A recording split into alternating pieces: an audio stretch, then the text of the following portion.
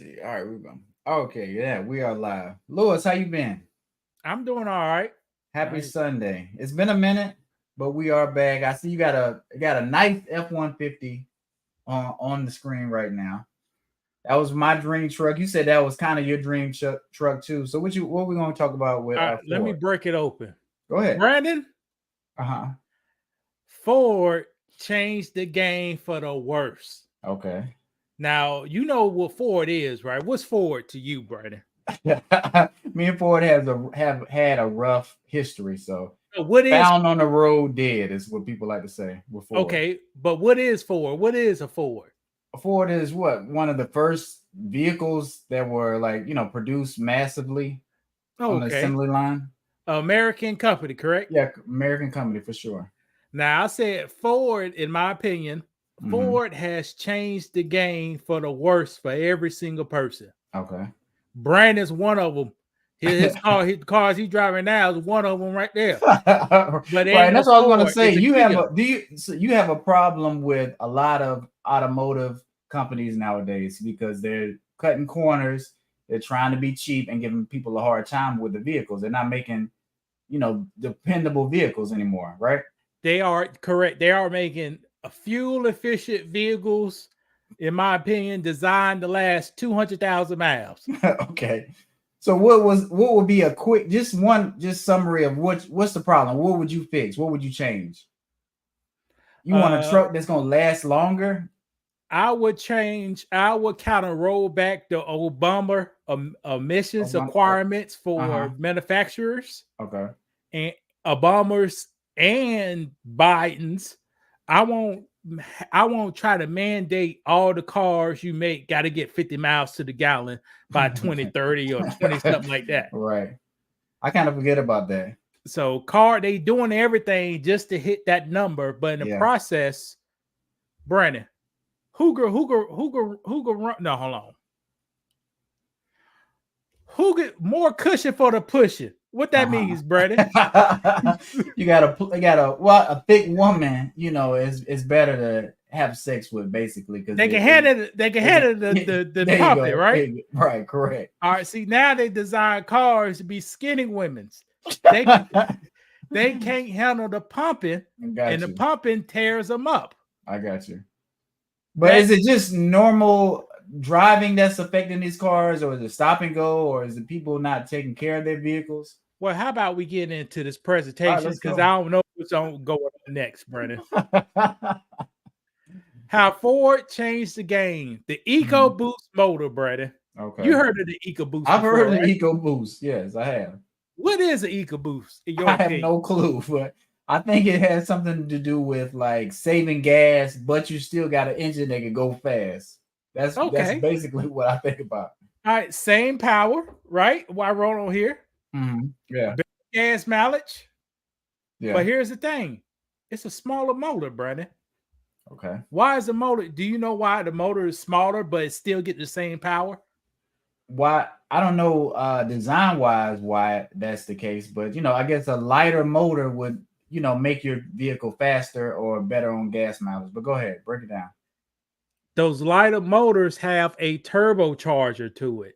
Okay. So they take a very small motor and turbocharge it to get the same horsepower as a bigger displacement And motor. now is that a V6 or V8, or do they do that in both? How it's going now, they turbocharge 4 cylinders Hmm. and 6 cylinders. They rarely make V8s. And that's what I was gonna say. I don't really see too many V8, trucks anymore, or like the Mustangs. It's a lot of V6 Mustangs. There's a smaller engine, but they say it's faster, it's better, it's smarter, right? Because they put a turbocharger on it, Brady. Mhm. They put a turbocharger on it. Okay, let's see what I got next here. All right, well, there you go. So all these Echo Boosts and majority of your manufacturer Mhm. watch Ford Motor Company experiment in 2011, I believe, Okay. when they came up with the Echo Boost motor for the F-150, the 3.5 liter. And the Ford Escape. I remember seeing a lot of Escapes with the EcoBoost on there. Ford Explorer too. I'm pretty sure they were trying to get that, and make it a popular thing. I think it kind of worked. I think people kind of like the sound. Like I got an EcoBoost engine. It's smaller. I think I'm getting better gas mileage, right? And You're not, Brandon. but I'm just telling you what people are thinking. They feel like, yeah, I got an EcoBoost. I got it on eco mode. You feel like you saving money. You doing your engine service by driving a certain way. You saving gas and you saving the planet. So pat yourself on the back. How do the EPA, Brandon? Do you know how the EPA generate miles per gallon? No, how? They are on a flat road going 55 miles per hour. Okay. So how long that car could go on a flat road, zero traffic Right. at 50 miles per hour? That's how they generate the miles per gallon. I got you. Now, Brandon, do they sound like the real life? No, that sounds like some of real life, but it's not all real life. How often you drive a steady 55 miles a gallon on a flat road with no not cars too often around? with no traffic and stuff. Yeah, not too often. No. So how do you drive? Do you have cars around you? Yeah, you have traffic for the most part. Yeah. Do you have to accelerate and decelerate? Yep. Mm-hmm. And that will brings down your miles per gallon. Yeah. All right, let me see. I don't want to get too nerdy on here. All right, here it is. Here's the conspiracy, Brandon, in my opinion. Okay. You got 4-cylinder motors, Mm-hmm. 6-cylinder motors, 8-cylinder motors, Brandon. Okay. Each of those motors produce 300 horsepower. In your opinion, what motor will last longer and why? In my opinion, the 8-cylinder, just because it'd be more cylinders, you're not stressing your engine out more. So it's like you got, like, I'm not sure exactly how you have it, but it just seems like be more helpers, right? Getting that 300 horsepower. But if you have a smaller cylinder, it's less of those little helpers getting to that 300 horsepower. That is correct. That's why your cars ain't lasting over 200,000 miles on it. Mm-hmm. They are high so horsepower. Oil change is not going to help this? No, I ain't They are high horsepower to get the speed Brandon wants. They put a turbo on it because a turbo is not activated going 55 miles per hour in a straight line. The turbo is not coming on. So when is the turbo activated? When you put your pedal to the metal, that's what the turbo comes on and drink up all that damn gas. Right. And that's the thing. Do people drive efficiently now, or are we in a hurry? We driving fast. We switching lanes. We trying to get to work. We're running late. They are in a hurry, and that V6 turbocharged motor is eating more gas than an 8-cylinder regular motor. Correct. Because you pump it. See, a turbo increases the air intake. As you increase your air intake, you got to increase your fuel intake. Gotcha. So you're getting more fuel just to produce the same 300 miles per gallon. Right. So what would make a company say, you know what, we got 8 cylinders, let's try to do 6 or 4? Damn, do I have a slide for this? Okay, damn, Brad, you good. Brandon, Ford went for profits over customer needs. Okay. A smaller motor means less material and weight. What does that mean, Brandon? Less material weight. Well, just make your car should be faster, should be better miles per gallon, should be all those things, like less wear and tear on the entire car, in my opinion. But I'm not sure. Go ahead. Okay. Which one is cheaper to manufacture, Brandon? A 6-cylinder or the 8-cylinder motor block? A 6-cylinder. So it's cheap. You said Ford would save more in materials. And based on that EPA test I told you, Brandon, which one would use less gas going 55 miles per hour on a flat road going downhill? But this is my thing. So we're not smart. We're not super smart. We're not running a big company like Ford or like Kia. Why would they be like, you know what? I know we're making decent money. Let's try to make a bigger profit and kind of run our products into the ground because we're trying to save money now and not later. President Obama, I told you, President Obama said, I want these cars to hit this amount of gas mileage in this amount of time. Right. And watch this, ladies and gentlemen. If companies cannot hit that, the vehicles that over that limit pays a gas guzzler tax. Mhm. Brandon, what do the black boys like to drive? Chargers, Scat Packs. The Scat Packs. Your Scat Pack is getting a gas guzzler tax. So when somebody buy it, they got to pay an extra $2,000 because it drank so much gas up on day one. And where does that tax go to though? Like how are you taxed directly? They add that onto the car. Add it onto the bill, the car. They add it onto the car. See, I was in the market for Scat Packs before the Negroes jumped on them. Huh? This is going on almost 10 years ago. I said, let me get me a Scat Pack. Right. Because No it's a fun car, right? No, see, Brandon, what Dodge did, they opened up for the Negroes. They said, put the 72 months and the 84 months out there.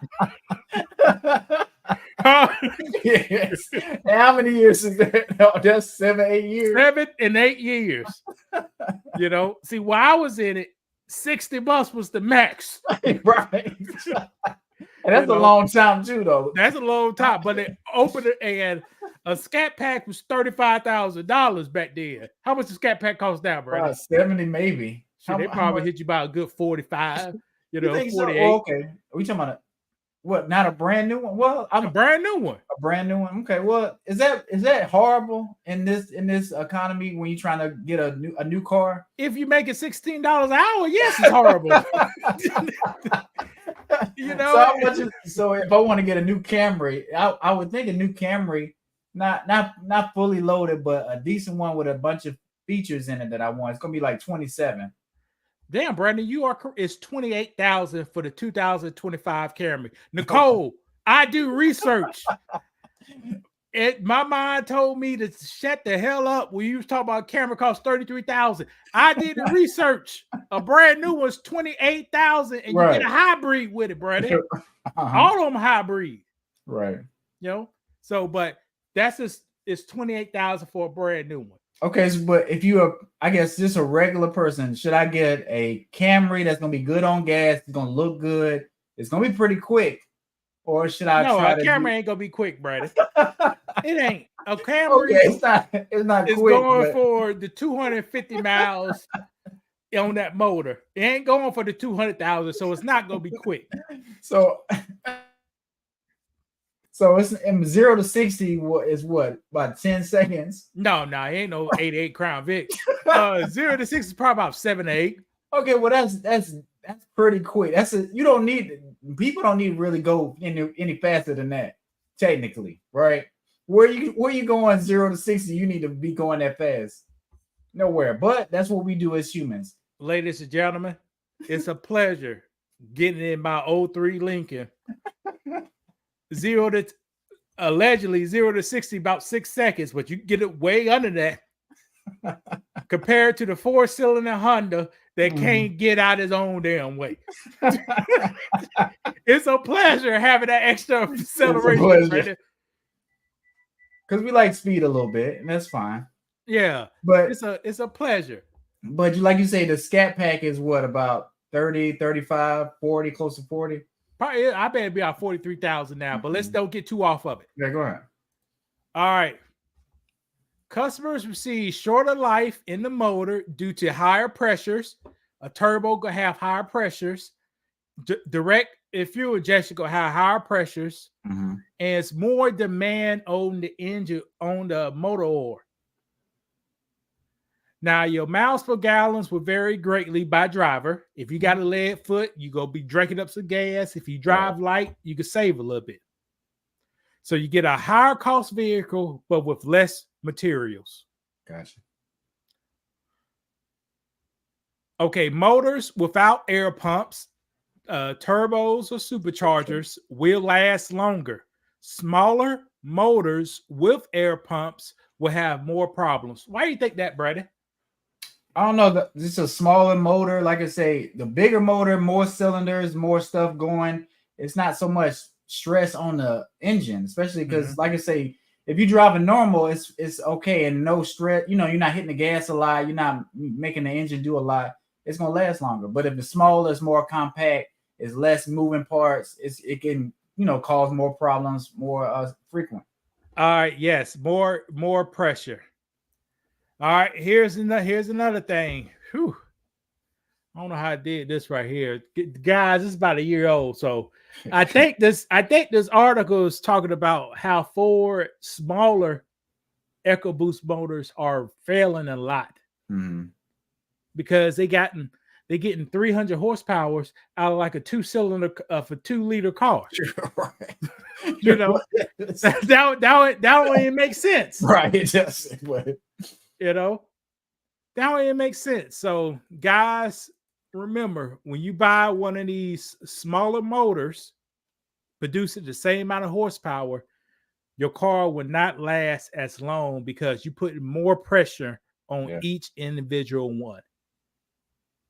And I know we talked about it. Has this made you change your mind on F-150s? Because I know you said you want to get one. Do you know what kind you would get if you wanted to get yours? Per YouTube and my professional opinion, if I ever had to buy F-150, it would be the Coyote motor, the 8 cylinders. Okay. Because there's no turbos yeah. to worry about, because turbos, they go out. The 8 cylinders is just tried and true. Okay, I got you. You may get a little less horsepower, but your engine may last 100 to 200,000 miles longer. Correct. Because you are spreading that horsepower over 8 cylinders instead of 6. Yeah. And I got to look up the one, because like I was saying earlier, I rode in my brother's. I drove it to Lowe's when I was at my mother's house. He has a hybrid one.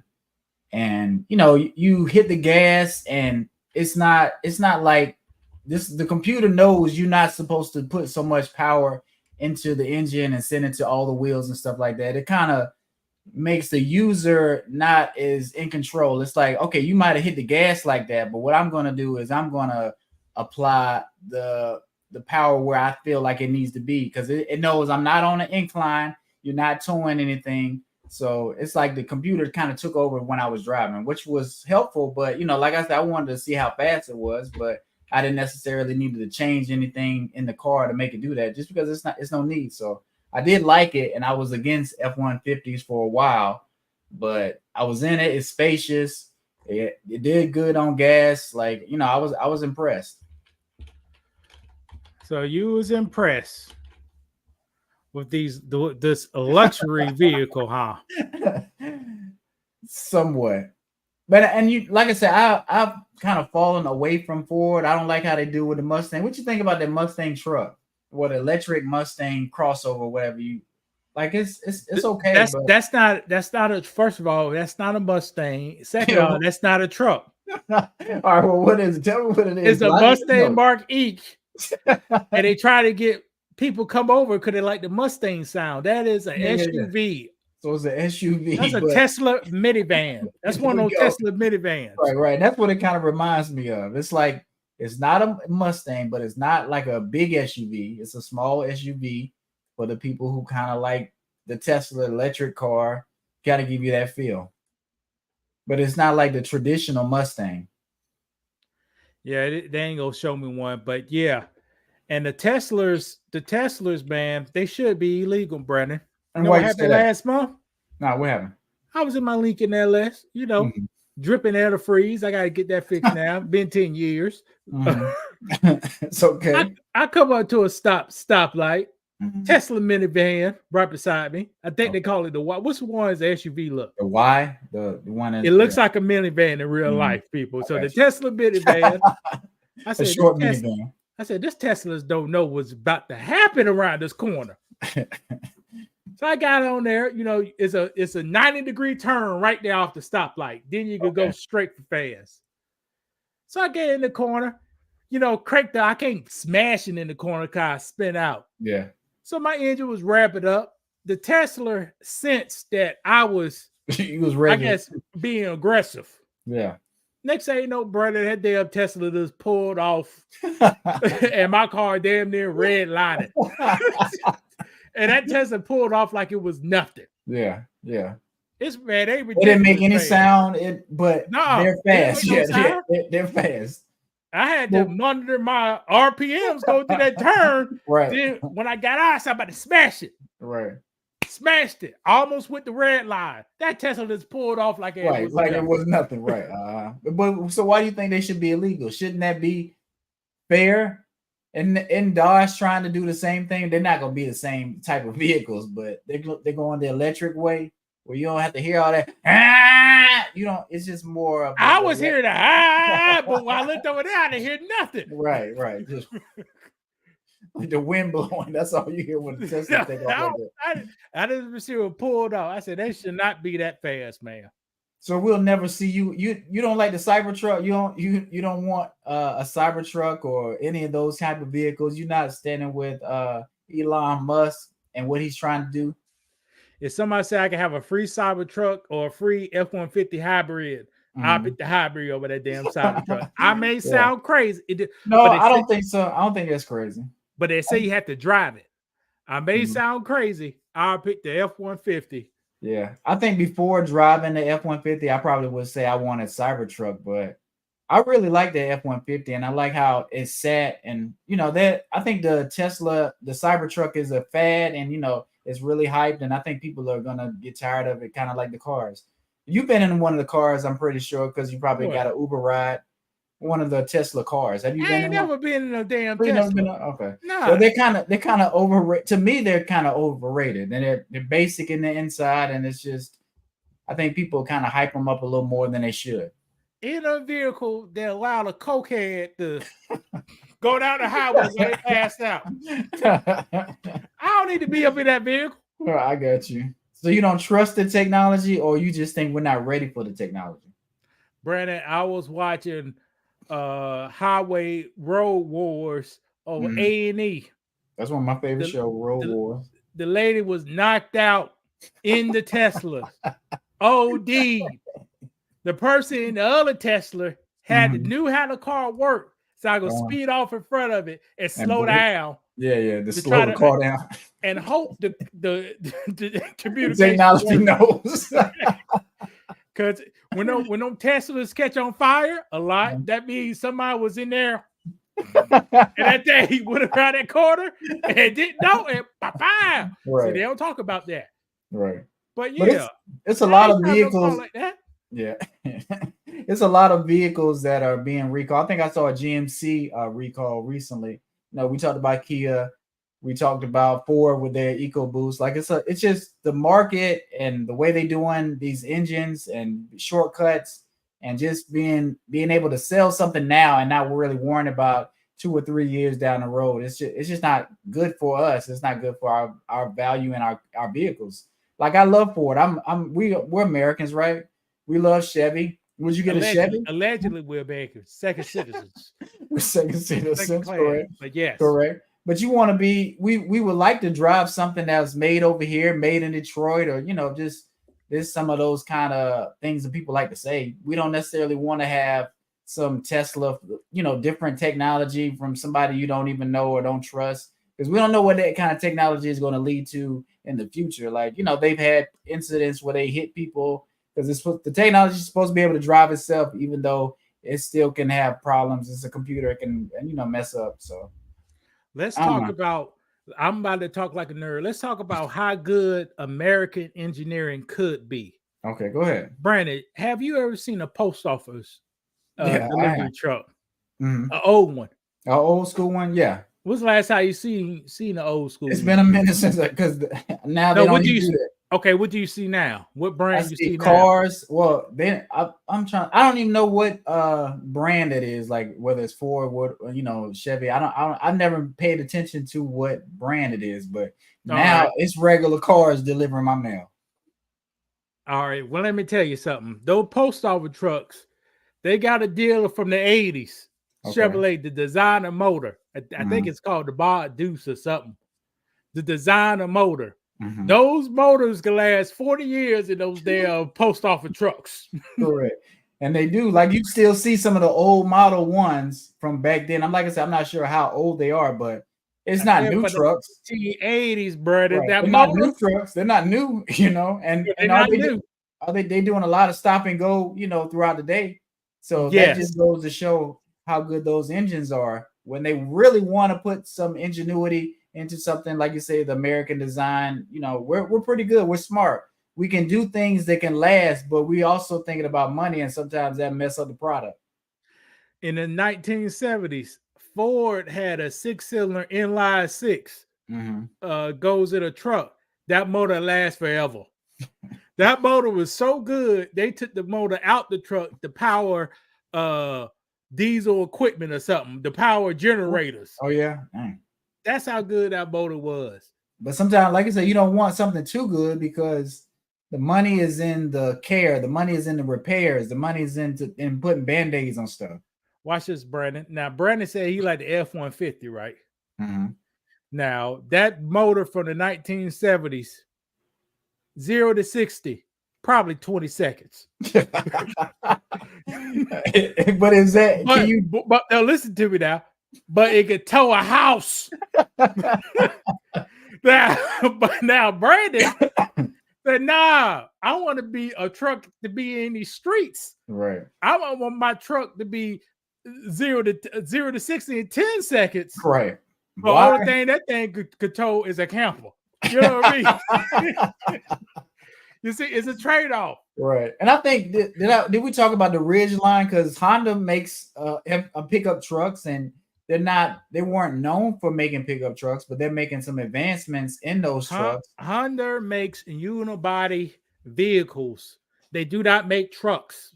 All right, what is a unibody vehicle? A truck is a cab on frame. So the frame and the top of the car comes in two pieces. You can pull them apart. A unibody is all one piece. So it's not a truck. It's more like an SUV. I like these kind of conversations. So do you lump in a SUV with a truck, or is that a separate category? It's different. Like Brandon got a big ass vehicle right now. Korean. Big as hell. But only could tow 5,000 pounds. You see, that's the pussy shit.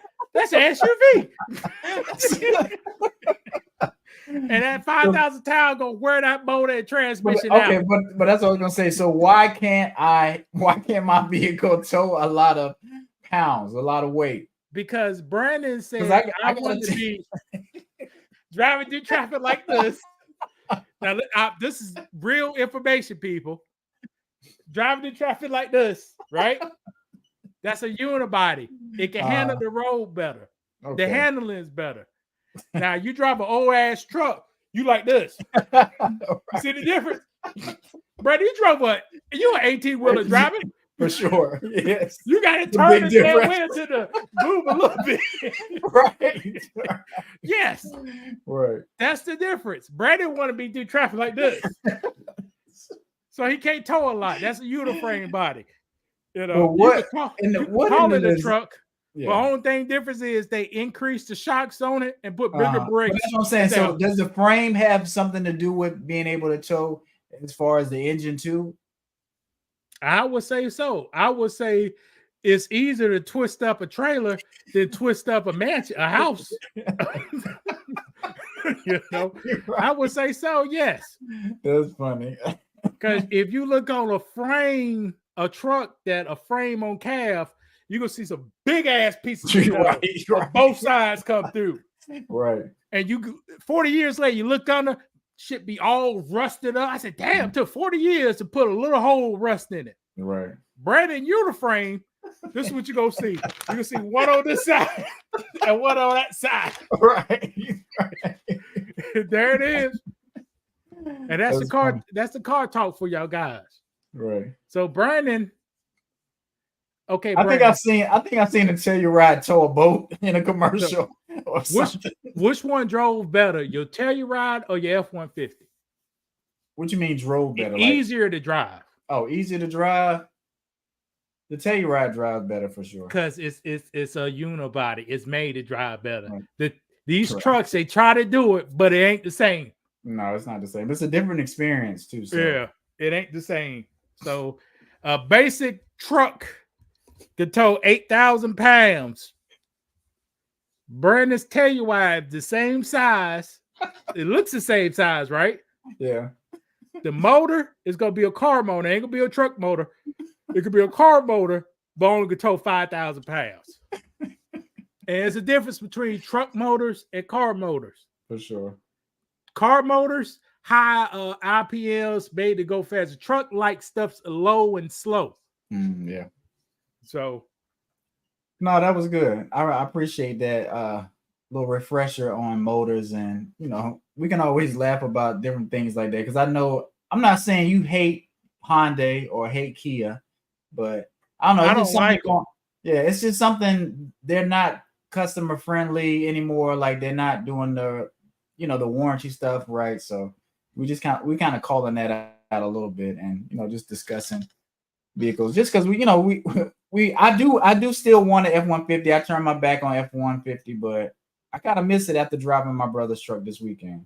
After we talk, what version you'll get, Brandon? First of all, how long you want to keep it?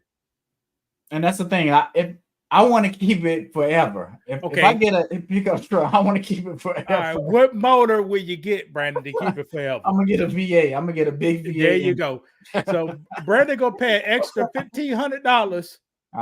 But the car, when it gets 200,000 miles on it, he ain't gonna have to put $3,000 to change out that turbo in. But let me ask you this real quick, because my brother, I was telling him I really like his truck. He was like, "Yeah, I like it too." He was like, "But I want to get a diesel engine."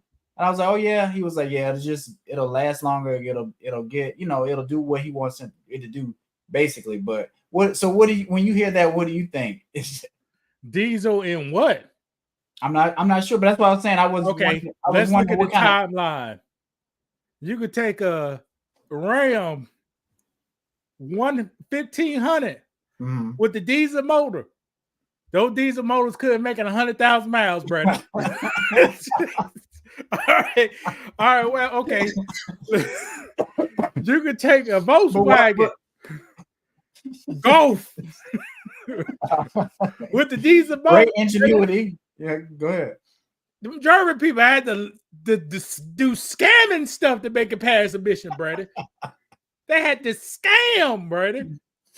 They had to put a bug on the computer when it says, if I'm about to do a state inspection, lie. I got you. How many more diesels you want to talk about, Brandon? But so what's the benefits of getting a diesel engine over a regular gasoline engine? Because like I said, I've been a truck driver. I drove diesel, engine trucks. So I know the price of diesel, I mean, that could be a thing, but does it affect the longevity of the engines? Like if you have a diesel engine versus a gasoline engine? A diesel in none of those trucks I talked about, but a diesel in the 2-ton, not the 1-tons, people, in the 2-tons vehicles, they will last longer. Okay. Because they usually use like a Cummins, or I think Ford maybe got a 7.3 or something diesel. Okay. But yeah, they'll last a little longer, but I wasn't sure whether it's a different sound that the engine make. I mean, does it tow better? Is it, like I said, I don't know too much about Ford. Yes, you do, Brandon. Okay, go ahead. Well, why you drive a 1800? Why 18-wheeler to do what? Tow stuff. And what kind of motor they got? I'm not sure what kind of motor they got, but you saying it's not gonna burn the gas as fast. So if I had like a regular gasoline engine trying to do the same thing, an 18-wheeler, it'll probably cost more money. Maybe 4 times as much as gas. I got you. And the motor go blow up quicker. Got you. You got to do one of these, a V12s or something. You need a V12 versus your 8-cylinder diesel. I got you. Yeah. And it's going to burn up. Did you want to do the car shield thing? Because I know we were planning. Oh. Brandon? They say we have an immigration problem here in America. Yeah. But I reminisce about the Hurricane Katrina. Brandon, what was Hurricane Katrina for the audience? Hurricane Katrina was an event that impacted New Orleans. They flooded a lot of the downtown areas. A lot of people had to flee and kind of stay in the stadium. They were trapped, own houses. The government couldn't get to them in time. You know, they were saying we're gonna send some supplies, but they didn't really try to help us like they. So it's a storm where at? Down in the boot in Louisiana. And why it was so devastating, brother? Because it impacted a lot of poor people. It made poor people even more poor, if you want to, for lack of better words. Now, Brandon, this photo right here is 5 days after Hurricane Katrina hit, Brandon. Mm-hmm. Have you seen an illegal immigrant in this type of situation in America? No. Now, Brandon, you can't see what I see on the screen, Brandon. This man is down to his two different shoes. Right. A Budweiser in a plastic bag. Right. And a bag of pills. Holding on to a van, the top of a van. Holding on to the top of the van. I don't want to say he was probably was looting and got caught up. Sure, maybe. Let me shut up. Well, we don't know, but it was a lot of stuff going on, and people had to, resort to things they wouldn't normally do. Let's just say that. These group of kids, Brandon, mm-hmm. The storm was coming. They told everybody to leave New Orleans, Brandon. Yeah, for sure, they did. Boy, about 2 days before the storm hit. Yeah. About what, two days, right? Get everything, head north. Get everything, and then head out. Where you in? Do we have money to buy a hotel, spend a couple weeks in a hotel? Let's get down with this. Wait till later. These group of guys right here, Lil Wayne, Young Turkey, BG. It do look like Cash Money down there, but go ahead. Took a post office van. Uh-huh. The same kind of brand. Brandon said, I don't know what kind of motor. It's a Chevrolet motor from the 80s in there, still running. Right. They took the van to leave the city. Texas stopped them, said, get out on the damn floor. They put the M16s on them, Brandon. Should they have done that? If I'm fleeing, it's a state of emergency. And I'm fleeing however I can get out of the city because I got to get out. Should you stop me? Brandon, they fit the prescription, Brandon. They fit the prescription. All right. The governor and the mayor said, exit, get out. George W. Bush said, get out. Right. They get out. And look at them. The M16. They didn't have no AR-15. M16s on them right now. Right. All right, a little much, okay. Here. Now, Brandon, our U.S. citizens, residents waited to be rescued from the frozen waters in New Orleans, Brandon. This could have been weeks later, Brandon. Right. Now, do these look like these people in a desperate situation? Yeah. I don't know what kind of shoes this man got on. He may have women's shoes on. One in the red shoes right here, holding the flag, holding the U.S. flag. Oh, right here. Oh, that's a lady. She got slippers on. Okay, I thought that was a dude, but go ahead. One thing about good black people, this guy's smiling. A little Webby right here, he's smiling. Now, Brandon, days after Hurricane Katrina, they say everybody go to the Superdome. Mm-hmm. Now, did the immigrants look like this, Brandon? Were they treated like that? Look at the crowd, Brandon. Do that look like America? No, it doesn't. It like another country. But that's America, right? Yeah. For Americans. Was the citizen that Kamala Harris let in, did they have to go through stuff like this? No. Now look at this, Brandon. These are real pictures, people. Now, this guy look like straight out from a jungle movie right here. Right. Look at this. Helicopters back here. They couldn't get the people out. Only thing they could do is drop some bottled waters off, Brandon. And this is in 2005, people. Right. They couldn't get help. They couldn't get this man up. in that military haircut. They say put 5 bottles of water down. Hey, we done. That's it. And let it get to it. Right. And at the same time, the racist people came out. Instead of the black people, they looted. What do racist people do? They said put the Confederate flag over Robert E. Lee. Let me sure we know where it's at. Now, Brandon, New Orleans, is it what? Okay, New Orleans in August. Mm-hmm. Is the temperature better in New York or New Orleans, Brandon? New York. All right. What you take the temperature like in August in New Orleans? It's gonna be hot still. Don't you see 90s, hundreds maybe on top of the roof? Right. The sun is on your butt. Brandon, you ever worked in the sun? Yeah, I have.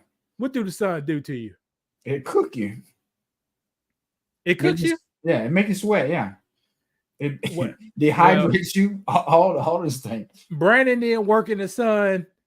Brandon didn't work in the sun yet since he turned 25. 25 and over, you work in the sun, it zaps all your energy. Well, that too, yeah, for sure. You be extra tired. Right. Working in the sun, and you know the difference. Why do the landscape company cut your grass at 7 o'clock? Because the sun ain't up yet. Because come 12 o'clock, it's gonna be 3 times as harder. Right. But no cut the grass. Right.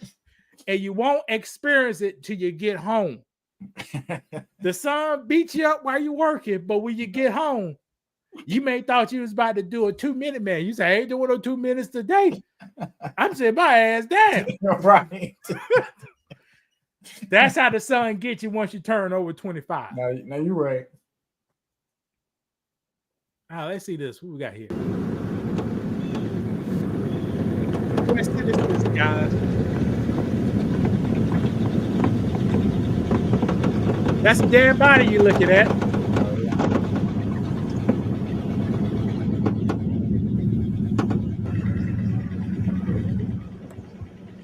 One day, 19 years ago.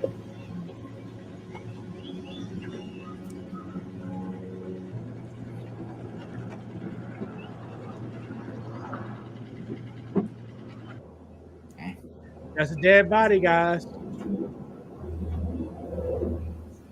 Imagine you Walking Dead or something. Yeah, but this ain't no Walking Dead. This is our U.S. citizens.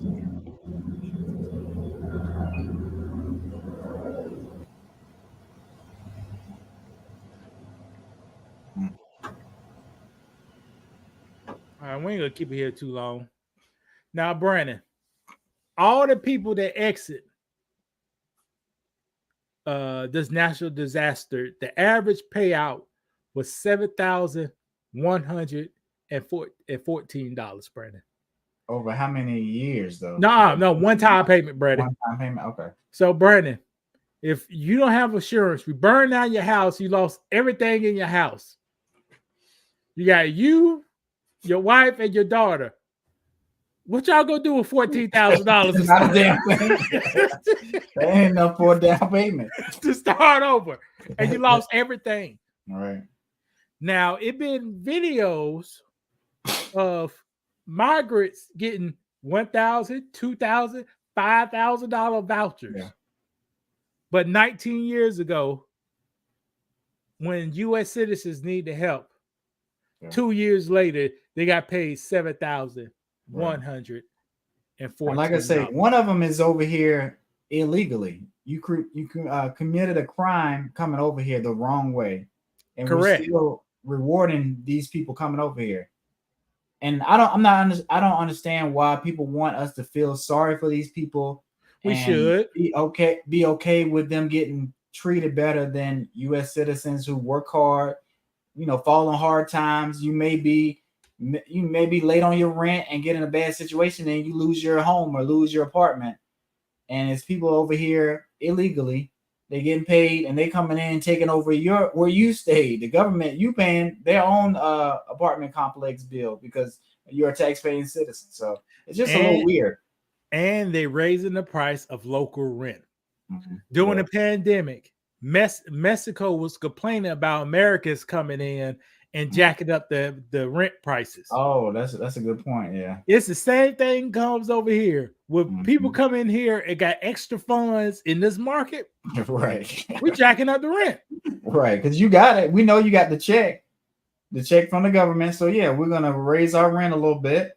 Except for me, I don't do that. Yeah. I try to keep my rent the same. Yeah. Once the clock that if you take care of it, once you clock in, I want you to keep that same payment. I want you to be there till you die there too. All right, Brandon, this is a video from Fox News. So you saw how the U.S. citizens was treated. Let's see how our illegals are treated. Behind the scenes look at the potentially dangerous conditions at a luxury hotel in Midtown Manhattan, a hotel that's been turned into a public shelter for migrants. These are not the conditions most would expect from New York, which proudly proclaims its status as a sanctuary city. So who's responsible for all this? City officials, the migrants themselves, or perhaps both? Here's 7 on your side investigative reporter Kristen Thorne. Look at it. Felipe Rodriguez is in the housekeeping department at the Row Hotel in Midtown and told us the accumulating garbage is only a small part of what workers there are dealing with. New York City is using the 28-story, 1,300-room luxury hotel as a shelter for migrants, some of whom are seeking asylum. Rodriguez says workers are constantly seizing hot plates, pots, and pans from the rooms, even though the city doesn't allow them there because they're a fire hazard. If those hot plates catch on fire, this whole hotel will go down in flames. This housekeeping attendant, who did not want to be identified, says every day she finds cooking appliances in the rooms. It's every day you'll find someone cooking. You can smell the eggs and rice that they're making. It's just bad. It's like they burn the carpets with the hot plates. Workers say there's also evidence of migrants drinking alcohol in the rooms, which the city says is not allowed. Rodriguez says these pictures were taken inside one of the rooms. Do you? Now what you saw? What's wrong, Brandon? They're wrong. You in New York? You seeking asylum? Yeah. You gotta have them coronas. Shit. See open beer cans, signs of drinking. Yes, the empty beer bottles and cans are all over the hallway. Everybody is working in an environment that's hostile. The stress is crazy. A city spokesperson said in a statement, safety and security of clients and staff are our top priority, and we have security at every humanitarian relief center 24 hours a day, every day. I see the National Guard in there. Yes, they're standing right there. When did they arrive here? When did that start happening? They arrived here shortly after I complained with HR. The city says the National Guard is there to assist with management. Workers say they're also concerned about their health. The hotel puts up this list of rooms where people are supposed to be isolating for 21 days for infectious diseases. I've witnessed them.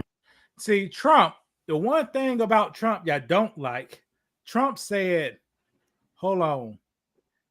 We are in a pandemic, and we need to restrict the flow of people that was coming in here. Now, during the pandemic, nobody came to America. Right. Now, your president and vice president said, time to get in office. Let's do away with that pandemic, and let's open the border up. Time that happened, a celebration happened at Mexico border, and people started coming in. 8, 10, 12 million people. Right. But Donald Trump that one year had 0. Right. But just think that's 12 million people, because I've heard it's about 10 million, but 12 million, that's a lot of people. 12, whatever. That's a ton of people. So all these people are going to be affecting, the job market, the space. Like, I don't understand how people don't see that as a problem. That's a big problem. Go ahead. You saw 12 million, Brandon. Mm-hmm. Right here is 100,000. 12 million get luxury apartments. Yeah. 19 years ago, what do these citizens get? We couldn't get any money for some reason. You know what happened in here, Brandon? What? You had some thugs in there. Yeah. Y'all ever seen a zombie movie or end of the world movie? Yeah. Apocalyptic? It was like this. A person could get shot. Bah! Bah! Ain't no cops coming. No. Somebody They can just get died. R word. You can get R word. You can get assault. Like all kind of stuff went on in this dome. And imagine the price of some Cheetos. Right. Or what you had to do for some Cheetos. We laughing, but I'm just saying this is serious. This turned into jail. This There's is some jail. Cheetos right here. Now, Brandon would kill somebody to take them Cheetos out, hit that other person head who was talking shit to put them in his daughter's ass so she can eat.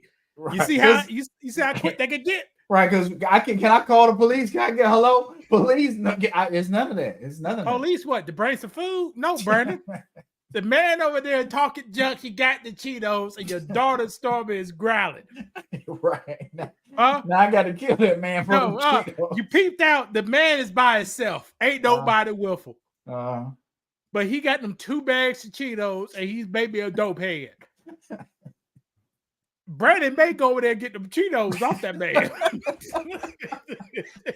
You see, that's why, audience, you don't want to put yourself in desperate situations. Right. Brandon is a good guy, a loving guy, but placed in certain environments, Right. Brandon go snatch them Cheetos out your hand. And Correct. you was talking junk. So you lost respect talking junk. And Brandon go snatch him and move to a different section of the dome.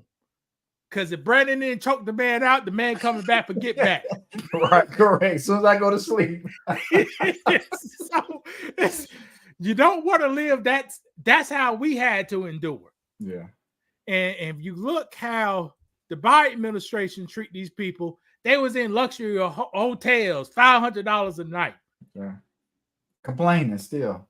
Complaining. Let me see what we got in this other video. This is bags and bags of food being thrown away because the migrants don't want to eat them and they just go to waste.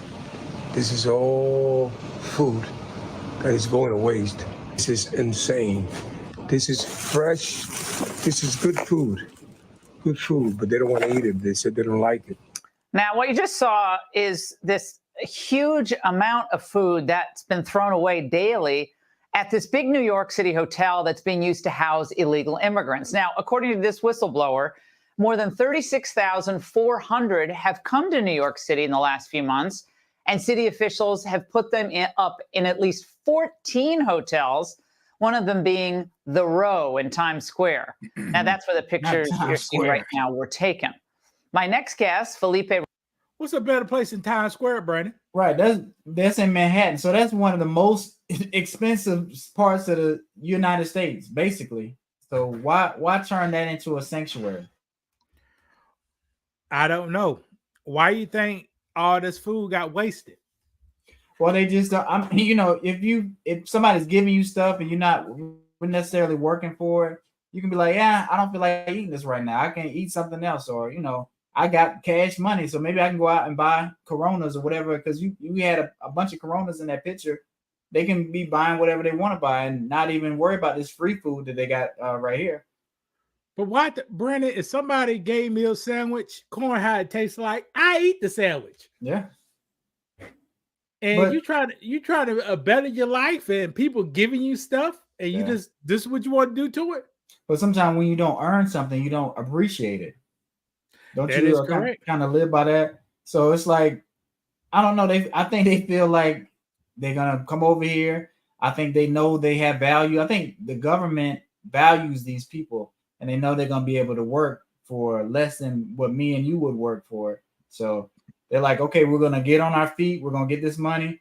We're gonna bring as much people over here as we can. We're gonna try to get established, and then we're gonna start working and take over the workforce.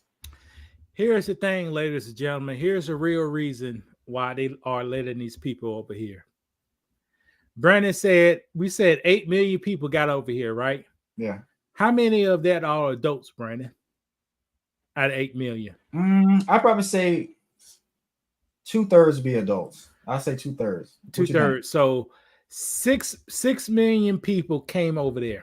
Mm-hmm. So 6 million people are going to need a cell phone. Yeah. 6 million people going to need 3 meals a day. Yeah. 6 million people go use the restroom. Mhm. 6 million people go receive shelter. Yeah. 6 million people go get a credit card. You Yeah. see, somebody's going to benefit greatly off these people, Yeah, for sure. but it's not your average citizen. It's the people who own establishments. Right. The business owners. Walmart is making a killing. Because if you get us something to buy baby powder and diapers, Brandon, and you are an immigrant, where you going to spend that free money?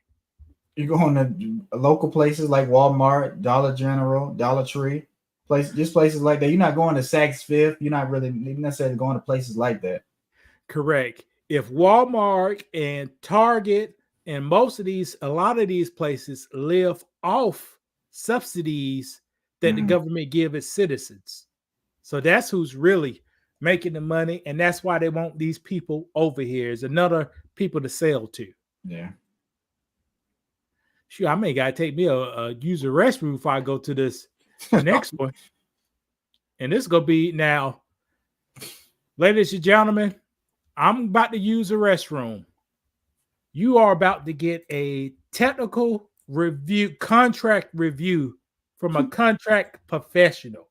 Okay.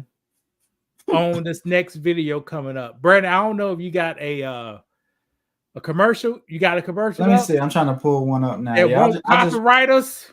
I'll just put up our. All right. And I'll be back in 1 minute. All right.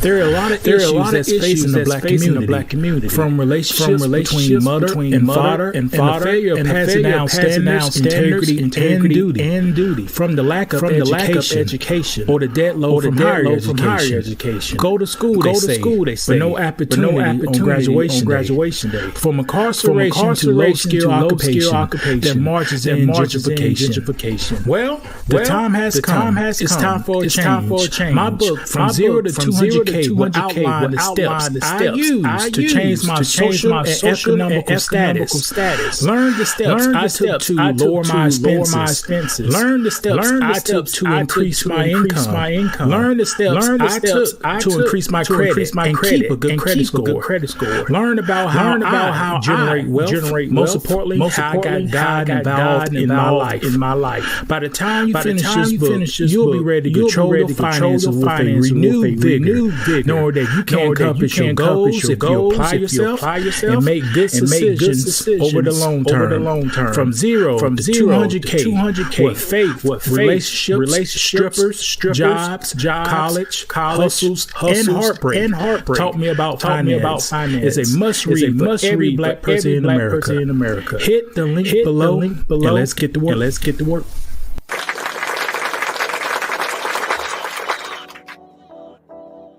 All right, Brandon, cut that off. Okay. All right, before we go, guys, I always keep me a bottle, Brandon. Now here is a confession. Okay. We ain't talking about nobody. I talk about me.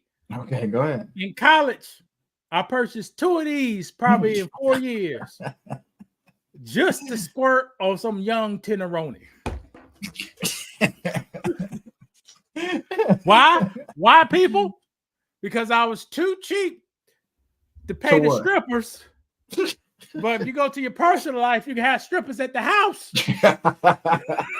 Same effect, baby. Right. So That's the 2 funny. bottles I purchased in college was a spray on somebody's mama right now. Brandon, you ever use baby oil?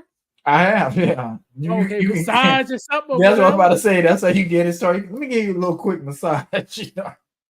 And people acting like that don't use. This is not penetration lubricant. Right. It ain't gonna work. And you don't find that out till you get some money and buy some real penetration lubricant, and you'll see the difference. Right. But this is to shine you up. This will make anybody. This will make a fat man look good. You wet him down. that motherfucker shot in the bottom. This will make anybody look a little better because they be shiny. Right, and it feels good. It just something about it. It just feels better. So Hey, I got that. If you give a regular massage without it, it'd be one way. But you put that little baby oil on it and do it, yeah. You gotta warm it up first. You know the women don't touch it while it's cold. You gotta warm up in your hand. But yeah, I think they had a self-warming one too. Until you start rubbing it get warm or whatever. But was that the penetration? That might be okay. That might be okay. And they try to say you could do it as massage, but that was the penetration.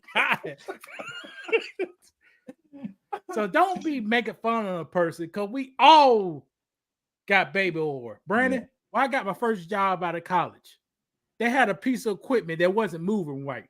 I went to the house, got an old baby oil that was left over for previous uses. I took it to work. I hit that damn machine with it. Right. Yeah, I put it. I said to the operator. Every time that thing ain't slapping right, spray like that, it'll smooth it out. Yeah. Baby oil. So it was acting like a WD-40 or something like that. It was a lubricant. Because you gotta remember, people, you ain't gonna be better than me on the same team. You know what I do the tricks. So you do the tricks. I do the tricks. So there you go. Speaking of tricks. Quit making fun of people with baby oil because we all used it for certain kind of stuff. Wintertime, y'all know y'all putting it on your baby and everything. Yeah. All right, Brandon. The good, the bad, the ugly. Car Shield. Now, you got Car Shield? Should a person get Car Shield? No, you shouldn't. In my opinion, I don't know enough. But in my opinion, doing a little research, I say no. All right. If you don't want to watch this whole video, my unsolicited advice, so you can take it if you don't want to take it. I would not get Car Shield. I would save my money instead. Okay. So let's take a look at a Car Shield contract. And actually, I applied for Car Shield this month. Okay. And to see... To get a real, I talked to feel. him. Okay. Yeah, a real feel. So, but all this information is before I called him. Okay. Have you seen the price of gas? Saving money has never been more important. CarShield can help you save thousands of dollars on expensive auto repairs. There's no better time to protect yourself from expensive car repairs than by calling CarShield now. CarShield is America's #1 auto protection company and can help shield you from expensive auto repairs. Plans offer protection nationwide and cover most makes and models of cars, trucks, and SUVs. CarShield has helped millions of Americans save on expensive auto repairs and can do the same for your out-of-warranty vehicle. Bottom line, before your car breaks down, you need to call CarShield. You should call right now. The transmission went out in my vehicle. Shortly after that, unfortunately, my air conditioner went out. They saved me thousands of dollars. I won't be without CarShield. Call now to get CarShield's best coverage ever.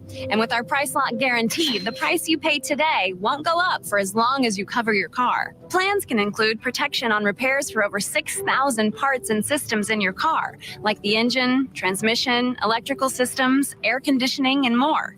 And CarShield administrators are there when you need them most with rental car options. You'll also get emergency services for flat or damaged tires, lockouts, dead batteries, and... All right, we ain't gonna keep it too long. Now, Brandon, I came up this. I said, why would a person need CarShield? Brandon, let me just get your opinion. Why would a person need CarShield? Because you never really know when your car is going to break down, and you may be in a tough spot financially, so you may not be able to afford to get your car fixed. All right, so you want a fixed rate with car. I guess you on a budget, right? I'm on a budget. I think a person may get CarShield if they got a unreliable car, like a BMW. Yeah, for sure. Or a Mercedes. Also, I think a person may get CarShield if they run into scam. And why you say that? Now, Brandon, how can you scam CarShield? Why it won't be a scam? Some people. Why wouldn't CarShield be a scam? No, I think some people may want CarShield to scam them. Why would you want them to do that? Ain't Does people scam insurance companies all the time, Brandon? Okay, but that's what I was going to ask. How is this different from car insurance? Is this car insurance? Yes, it is insurance. Is it just like, I guess, if you break down car insurance, or if I get in an accident, can I dip into this car shield? Because no. Okay. Remember, people will have something wrong with their car right now that costs And a they lot try of to money. call car shield. Okay. And they go call Car Shield and say ain't nothing wrong with the car. Then they go try to get Car Shield to repair it. That's a scam. Well, Brandon knows that happens. He just, I don't know what's going on. Before we get there, I'm just trying to see where we're going. Okay. No, you're right. People do that kind of stuff all the time, Brandon. Oh. Your house insurance is up a good. Not all of it. House insurance is up for two reasons: natural disasters and people scamming. That's all right. That's the whole why it's up. Okay, that's fair enough. Your car insurance is up for people breaking the law. Males are jumping in V8 motors and crashing into other cars, doing wheelies and spinning out of stuff. Correct. That's why your insurance is up. And also, people may want Car Shield for their convenience. They won't they think it'll be quick. It's like a factory warranty. I guess so. Do you think Car Shield should, scam people back to even the playing field? Like, how about we go review? We could do this is a technical review, so we go discuss that in the later slides. Go ahead. Now, Brandon, I got the contract. They emailed me the contract. A day later, the contract changed in my email, so it must be. I don't know what they're doing over there, but. They emailed me the contract with my name and my price on it and everything. Okay. I pull it up 2 days later. Somehow the contract disappeared. All right. To honor the contract, you got to do all your manufacturer maintenance on the car. Okay. You have to have records of it? Okay, yes, you have to keep records. If you fix the car yourself or do the maintenance, you have to have a date, log, mileage, supplies, and a itemized stuff of a list of what you. Okay. Now, Brandon, do you keep up with car maintenance? I do. All right. You drive a Kia, right? That's correct. What's the last? I guess I know a required maintenance for your car. When's the last time you went to the auto shop and buy some Teflon fuel injection cleaner and put it in your car? I haven't. My vehicle's. It's like, when you get the 50,000 mile one where you really got to take it in and get it serviced. That's kind of where I'm at right now. So go ahead. Okay, so Brandon, failure to add that supplement that he's supposed to add every 12 months will not qualify. May not qualify for some things. Will not qualify. Huh? I say I won't because I didn't do it, but can I lie and say I did it? No, may not. Everything is a may, Brandon. It got to be tested. Okay. Maybe that fuel injection cleaner had nothing to do with your alternator. That's why you got it passed. So you got to do all your scheduled maintenance. When your car breaks down, you're going to need to get your car towed to a repair facility. And what you're looking at, people, this is the contract itself. This is not nothing I made up. This is the contract. All right. Once you go to the repair facility, Brandon, your favorite repair shop, who you want to go to? Let's go to we'll just say Kia. I want to go to the Kia dealership. Let's say Kia dealership. Brandon, go to the Kia dealership. He has to have this contract in his possession in a printed out form. I do. Is that present the contract, right? Okay, yes. All right. Once Brandon present the contract, he needs to call the 1-800 number to get a repair claim. Okay.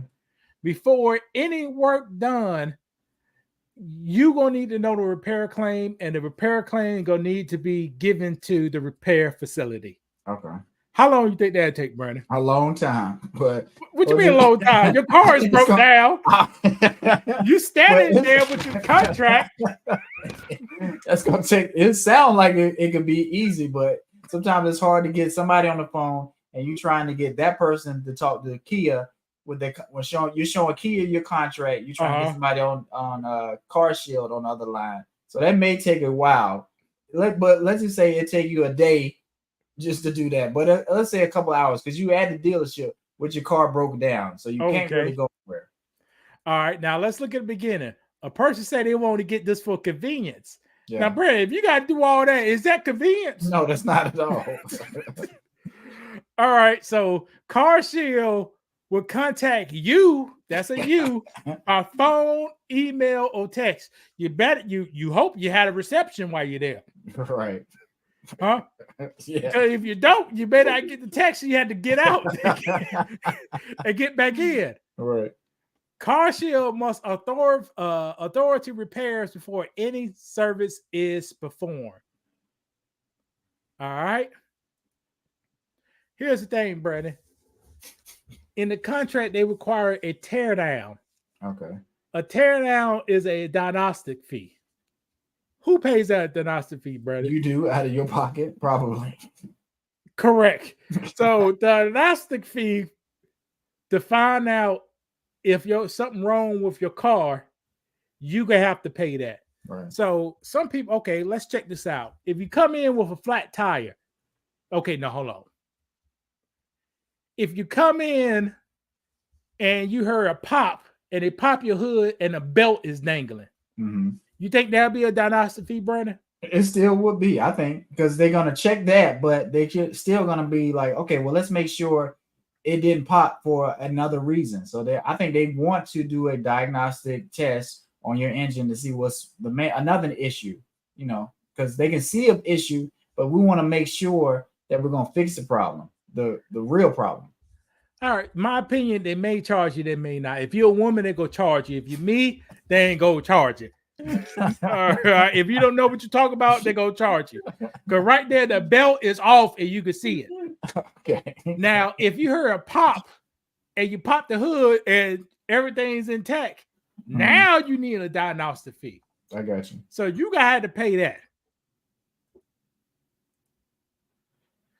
Now, if they found a problem with this contract, CarShield will use a remanufactured part, a used part, or junkyard parts. So why is that? Why is that? It's quite simple, Brandon. You go to CarShield, you drive your Kia, and your ECM goes out. Your computer control board. Yeah. They are not going to buy a new one for about $7,000. Where they could go to the junkyard. Right. That somebody jumped and got the car wrecked and they can pull that up for $350. So you give CarShield the right to use the cheapest parts to put on your car to get you back up and running. Does that sound janky? I mean, that sounds like a hood, not a hood mechanic, but it just don't sound like top of the line service. No, it sounds like Brandon. It says use parts of like kind or quality. All right, so your car has 60,000 miles on it. The computer went out.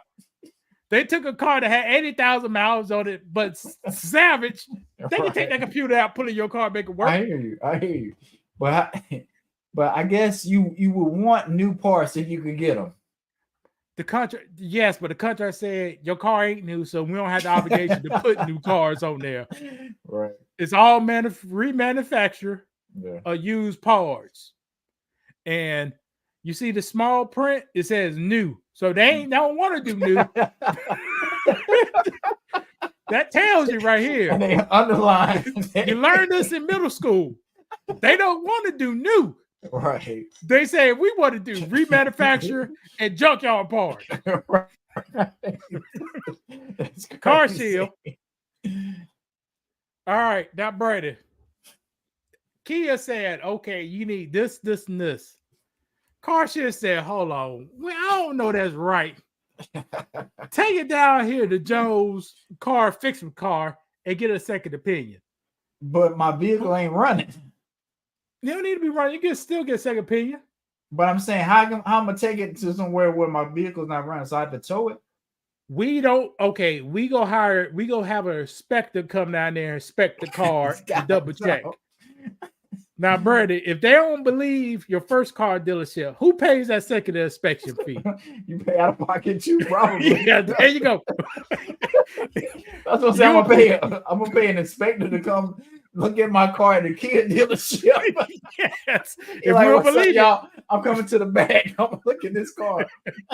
yeah, That's a lot. hey, That's it's a in the lot. contract. And also, CarShield sets the labor rates for repairs, Brady. Now, I drive a Kia Altima. I really drive the other brand, but it say Yeah, I I drive a got you. Kia Altima. I'm looking up repair shops in my neighborhood. It ranges from $125 an hour to, at the dealership, $185 an hour. Right. CarShield may cover up to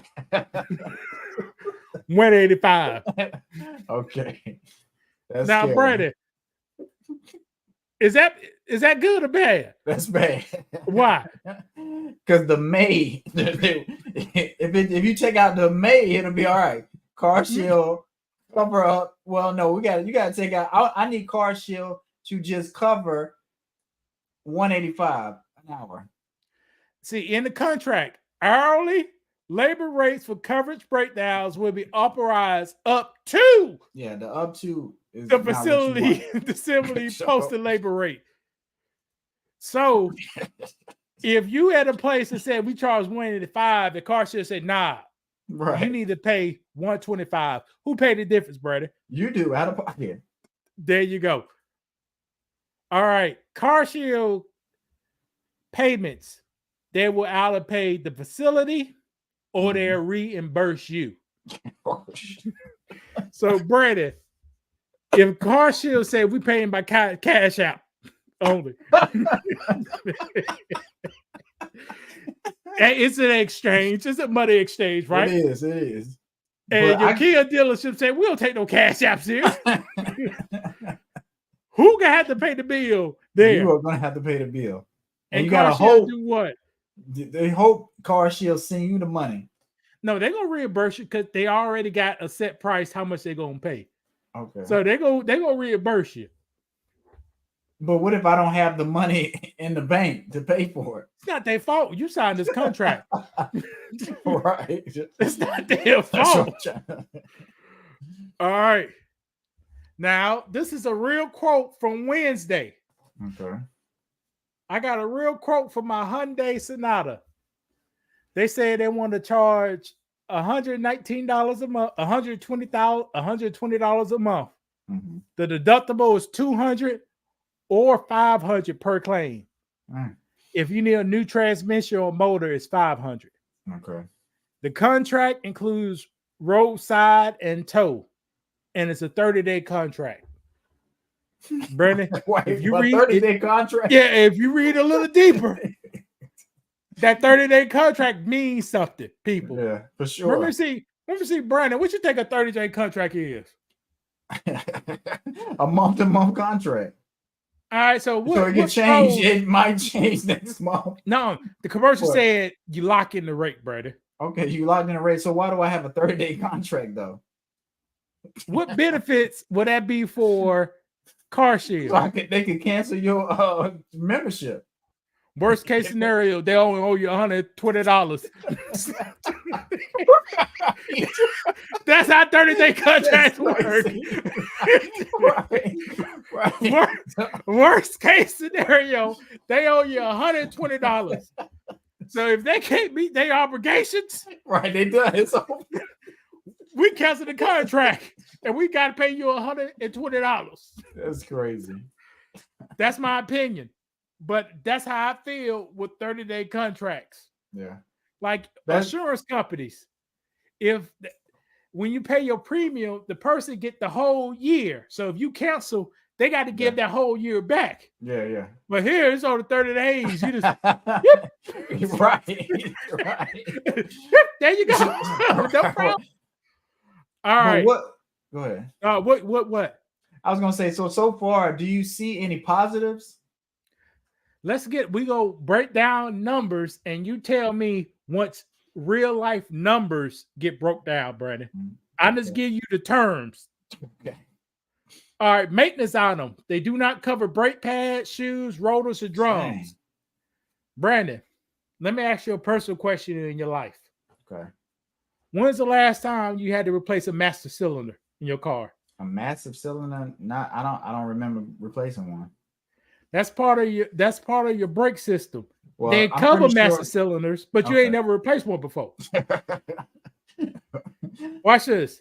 Brandon, when's the last time you had to replace an ABS system in your car? I haven't. Anti-lock brakes. Yeah, I haven't. That's part of your brake system. Right. They will cover that if it goes out. Now watch this. Brandon, when's the last time you replaced some brake pads? Probably 2 years ago. 2 years. Okay, 2 years but how ago. often do you play brake pads? Pretty frequently. It's something that you're gonna have to replace. You see, they don't cover that.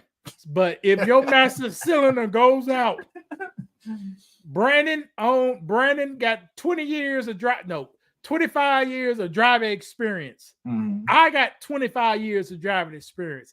That's 50 years of driving experience. Between us, only one master cylinder went out. Right. 50 years worth of driving. But And I'm they'll looking at cover some. that. Right, I'm looking at some of the stuff. Tune-ups, you're gonna have to have a tune-up, They don't cover air that. filter, They don't oil cover that. change. All these things on here is the stuff that you normally have to have changed or have worked on. Batteries, it would be nice to have a battery change. They don't cover Yeah, that. right. How about Brandon? When's the last time you had a hole bust on you? You ever had that before? I don't think I've ever. I probably had one changed, but it didn't bust. You know, sometimes if you go, leaking. yeah. You had one of those before? Yeah, in my Lincoln it did. Yeah, I've had. That's why I got now. I'm killing both sides. They don't cover that, Brandon. No Hoses. So every issue, every real life issue you'll have with your car, they're not trying to cover those. Correct. No maintenance items. All right. They ain't covered no breakdowns due to the lack of maintenance. Brandon didn't put that $10 fuel cleaner that his Kia requires once a year. Right. And his ignition system went out. Since Brandon didn't put that $10 bottle in there, they ain't covered none of that. Right. Here's another thing. Breakdowns due to gradual loss of performance. As your car gets older, it gets weaker and weaker. Mm-hmm. They say they ain't bring your car back up to new if it gets too weak. Right. That's normal crazy. wear and and tear. tear. Right. Piston rings. If they wear out, your They don't engine cover gone. They don't cover that. Valves. If something happened to your valves, your engine gone. They don't cover that. Valve guys. Crazy. So a lot of things they don't cover. Toyota and Honda, when they had them bag airbags and seat belts, they don't cover that. That's crazy. Here's another thing, Brandon. If your vehicle ever been in Uber, DoorDash, or Instacart, ever, they don't cover none of that. That's crazy. So that's a lot of Americans, though. That's a lot of Americans. Car shields are for people who's trying to budget, in my opinion.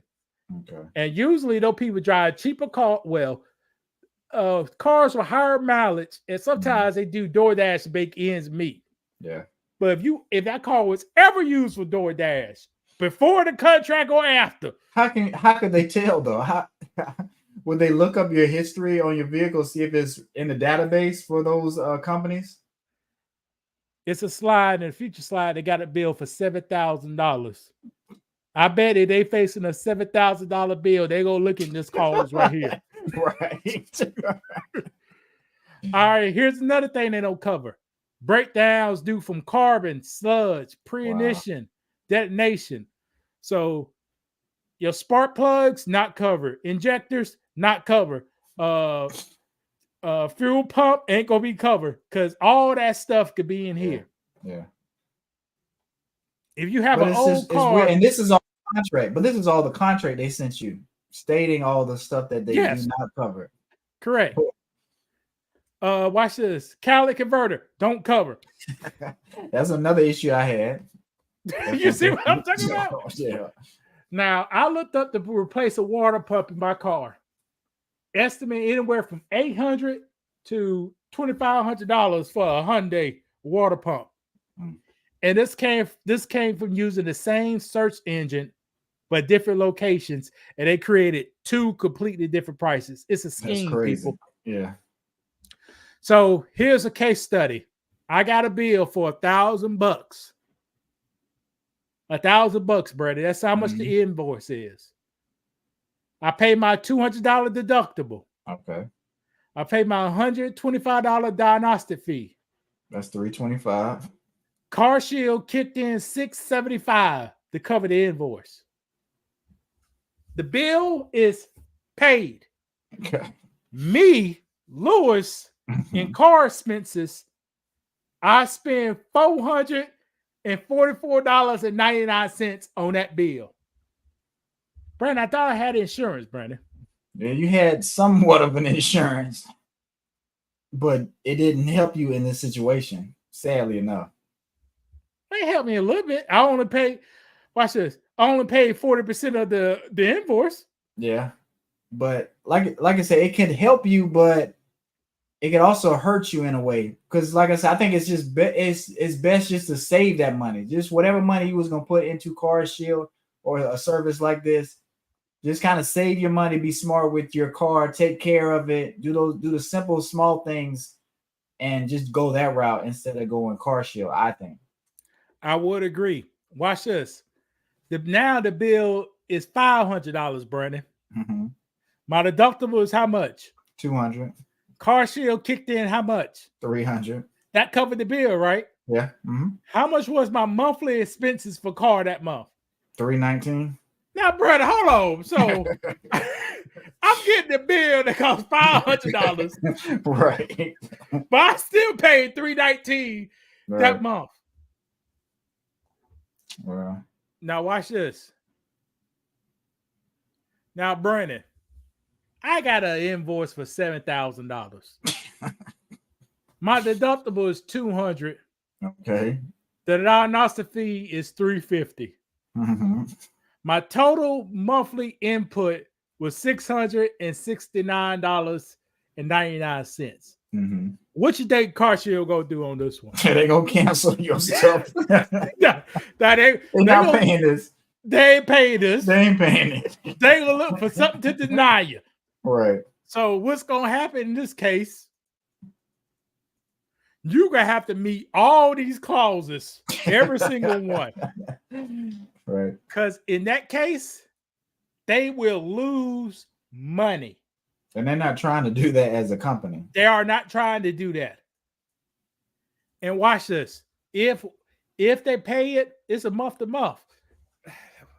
Because like you said, it's already people trying to scam this way anyway. Oh man, my car, it was fine, but now it's a problem. And the bill is $5,000. I got Car Shield, so I'm fine. So y'all go take care of it. So no, they're gonna be on the defense anyway. Highly on that defense. Right. Now, for me, I won't do it. I would do what Brandon recommended, kind of. Save that $120 a month. And me, I'll open a line of credit. Yeah. Just for car stuff. Now, Brandon. What? Go ahead. Okay, go ahead. Now, I was going to say, whenever it's a company I'm not sure about, I'll look them up on the Better Business Bureau, just to see what their standing is and what their score is, because people leave reviews on companies and businesses all the time. So if you're feeling kind of funny about a new company, or because there's a lot of people popping up doing different services, so that's a good website to check. I think I checked them one time when I heard about Car Shield, because Ice-T was on the commercial, Vivica Fox. You're like, dang, this feels pretty good. They're gonna cover your car insurance. Ric Flair during the pandemic. He was okay. He was at the barbershop. Okay, well, see, that makes you feel good and warm, and so you're like, you know what? I think Car Shield may be what America needs. It may be something I can trust, but not always the case. It may not be for you. This may be for a small demographic of people to help them. This might not help you. This may hurt you in the long run. So it's always good to see feedback from other people. All right, let's look at this case study. Brandon been paying Car Shield for 6 months. He files one claim for $1,000. His total monthly coverage was how much, Brady? My total monthly coverage is what? The top one, $719. So Brandon paid $719 just to have CarShield. Okay.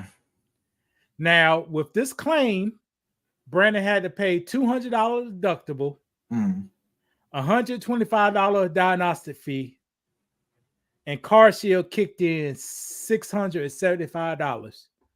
People, this may sound crazy, but this is how insurance works. It took $1,719 to cover a $1,000 bill. Right. And that's the weird thing, but that, like you say, that is how insurance works sometimes. And we also didn't factor in like how much time goes by and how much frustration, because sometimes when you're trying to get claims and do these kind of things with insurance, it takes time. I got a white man at the end of these videos, since y'all don't believe black people, who go talk about that. Now, in this 6 months, one claim for $1,000, CarShield, in my opinion, still made $45 profit. And that's, I guess that's pretty good, right? If you're a business and you're not taking a loss on a claim. Well, that's not optimal. You ain't in the business to make $45. I hear you, but you definitely don't want to lose on a claim. I would say that. But now, Brandon, do it make sense? For 6 months, you gave CarShield $720. Right. No, and then you have a one claim for $1,000. Yeah. And you still had to pay out extra $200 and $125. Right. It just don't make any sense. It's best to invest in you. And you handle it, or whatever's going on. Like, we know our cars aren't going to last forever. We know we're going to have issues with them, so just prepare for that. Scammers. This is why you can't scam CarShield. This scenario right here: 1 month, one claim for $1,000. Brandon paid $120, $200 deductible, and $125 diagnostic fee. That claim was denied, Brandon. Why? For multiple reasons. You could have not been up on code on certain things, and like I said, they're looking for certain little things to check. You be like, oh, you didn't do this, so we're gonna have to deny it. It's a waiting period in CarShield, people. It's a waiting period. Your breakdown coverage begins neither the following days or balance combination have been met. Okay, so you have to go through a whole payment period, a monthly, maybe contract. A few payment periods, Brandon. All right. The bare minimum to make a claim is 30 days and 1,000 miles. Oh, shoot. Brandon, how long? Not 30 days or 1,000 miles. Yeah. 30 days. How many months it take you to drive 1,000 miles, Brandon? I'll say I drive about 25 miles. Well, about 50 miles a day. So it's gonna take you a while to hit 1,000 miles. So a month or two? Yeah, a month or two. Yeah. All right. So you can make payments for a month or two, but can't make a claim. Can't make a claim. It can't make a claim. So you putting that money into their bank. You helping the company. Yeah. They know for the first 30 days and 1,000 miles, they don't have to make no claim. That's it. Now watch this. Miss a payment with this 30 days. They drop you, right? Shit, let me sign back up. Sign back up. Just restart the clock. That's crazy. 30 days or 1,000. You see how that month to month get you, Brandon? Yeah. I just thought about that. Or that's pretty good. Or watch this. Or 90 days at 200 miles. Yeah. So the only person who can scam this company is a person like me. You would need multiple cars. A car gotta have a leak. You gonna have to have that car spotless, sitting and riding for the 90 days of 200 miles, spotless. Then let the leak come up naturally. Then you come there. Then you go in, right? And guess what they're gonna say to you, Brandon? What? We don't cover that. That's a precondition condition. And then you can say, no, it's not. That leak just started, right, Brandon? Yeah, you're gonna Then try they're gonna to say, we don't cover no dry rot, no crack rubber, or parts. Then there you go. You done it. It's always. Can you get your money back? If you're not satisfied with your plan, can you cancel it and get your money back? You have 30 days to cancel your plan. Tell the truth, you always got 30 days. But Right, that's what because they it's a told me on the contract. phone. You got 30 days to try us for free. You get your money back. Right. Why they And do you that? can't do nothing. You can't file a claim anyway. It's crazy. That's what the white lady told me on the phone twice. I called Wednesday. So They was she called trying to help Thursday, you? She was trying Friday, to help. Saturday. And Wednesday, I said, I don't want the plan, Brandon. Uh-huh. They called Thursday, Friday, Saturday. Trying to get you to sign up with the plan? Yes. I they thought said, you were trying to got- say they're trying to help you understand that it's not No. going to be good for you. No, to get me to sign up. They got the platinum plan, Brandon. They want to sign me up for the platinum plan. The black That man sounds with the platinum good. plan. Right. I got on 100,000 miles on my car. Right. No prior conditions. You turned down our first offer, $149. You turned down our second offer, $119.99. And Saturday, the white man called me, the pushy guy, $89.99. You can lock it Wow. in. You know? So, but is the only thing they have is the platinum plan? Is it not a gold plan? They got plans worse than this. You know, so I would not want to read those plans because this is the best plan they got. Right, and it's the worst. And I can get out of anything if I wanted to. Correct. Now, Brandon, I said we got some white folks talking since you don't believe a black man. Okay. I read this contract by myself, interpret this contract by myself. Yeah. 4 days later, I was on the internet. This guy comes up. Okay, So the number one thing that will be a guarantee when you buy an aftermarket warranty is your car will be in my shop longer, at least double. There's a whole process you have to follow when you have an aftermarket warranty, very similar to making an insurance claim if you've ever been in an auto accident. So the single mom needs her car, Brandon. She need to back fast, ASAP. This man gonna say it's gonna be double. Right, for no reason. Oh, it's for a reason. Well, it's Brandon. for a reason, but we talked about it. We got to call, get the Right. verification number. Right. And if we don't like who you picking, We got we say re-inspection fee. You're right. Specific process we have to follow. So we get your car into the shop. We listen to whatever your concerns are. We go test drive it, bring it in the shop, kind of start looking into those concerns. The very first step we have to do as the auto repair shop is we have to call your warranty company and initiate a claim. Here's the customer's name. Here's the car's info. This is what it's doing. This is what the concerns are. And then they kind of give us their punch list of what they need from us to either approve or deny the claim. The very first thing they're going to want is a final diagnosis. So we can't just call them and say, okay, this car's doing this, and it's very common for it to need this part replaced. So can we approve that part? That's not a full diagnosis. They want 100% clear diagnosis of these are the tests we did. This is what the results were. Therefore, we know for sure it needs this part. Average takes a couple of hours, about $300 worth of diagnostic time. 98% of the warranty companies I've dealt with out there do not cover that initial diagnosis. And the ones that do, they typically don't approve it up front. They want to know what the diagnosis is, make sure it's a covered system, and then they might go ahead and kick in on the diagnosis. So number one thing to be prepared of is it's going to take more time, but two, know that just because you have a warranty doesn't mean you're going to just wander into a shop and never pay any money. You are going to be on the hook for diagnostic charges. All right, what you got to say about that, Brandon? I just don't like it. I wish it was a way that I can have a plan. I have a coverage plan, and I go take my car somewhere. They don't ask me no questions. They just start working on my car, fix it. I can send the bill to the company, and I can take my car and go back to work because I got to work. I got to take my kids to daycare. I got to do all this stuff. I need my car fixed. That's the whole reason that I'm doing this, because I want to try to protect my car and I want it back faster. Brandon, you on a budget, and being broke, you got to go through certain loopholes. You're right. And this is the loophole you choose. So, but that's what I'm saying. Is it more suffrage doing it this way? Because like if I save the money and I have what $3,000 saved up, and if something happens to my car, just say $1,500. Okay, $1,500 saved up. No, just say $800. Okay, $800. I got it. I got some money saved up. They say they know the problem. Go ahead and fix it. I'm gonna pay it whenever it's ready. I may have to put some more money on top of it, but at least I know I'm taking care of it.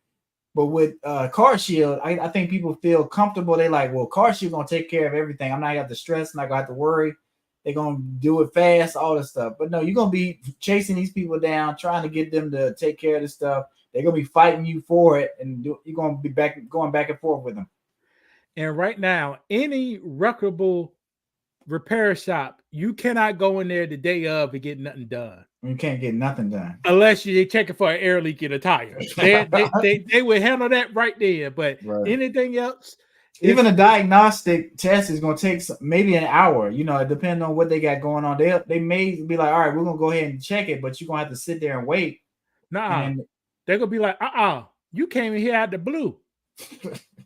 We can fit you in tomorrow at 1:30. Yeah. So we're gonna look at your car at 1:30 tomorrow. That's Brandon is make believe. I don't know what Brandon talk about. I called Firestone twice myself. I said, you got anything for today and tomorrow? Nah, we 2 days out. Every day is 2 days out. Right. But I'm talking about best case scenario. You go in there, they say, well, you can do a car diagnosis. It's still gonna take some time. But worst case scenario, you're not gonna get that test today. So you go, that's one day you're still down without a vehicle. And that does hurt people. And that's how people get behind. All right, let's see what this Caucasian man got to say. Y'all don't have to believe me reading this stuff. We can believe this man. Finally get an agent on the phone. Then they have us go through our diagnosis. If it's something simple, they'll usually approve it, but if it's anything even partially complicated, then they usually request a third-party inspector to come out. So then the car has to sit. He said if it's something simple, they'll usually approve it, right? Yeah. Now here's my calculation. That's a simple one right there. Right. Low cost, easy. Low cost. Things. I still 200.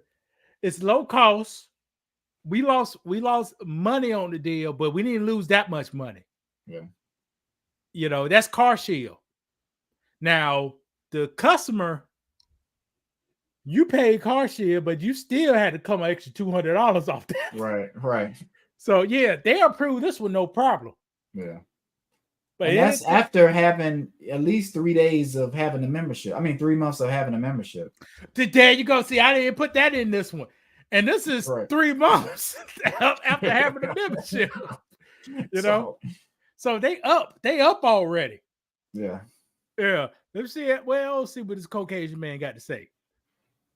Finally get the technician available, go through what we've tested, what we've found, what we want to do with the third party. They typically take a couple days to kind of put their notes together, have a communication with the warranty company, and then it's back to the email and phone calls again. That process alone, I've had a car sit here for 30 days waiting on an approval. I had one of my customers, BMWs, need an engine that sat here forever, just with us making phone calls and emails every day. So that's not every single time, but the majority of the time, it does take, I would say, an extra 5 days to get your car through the process that we usually have done in 1 to 2 days. The number two thing.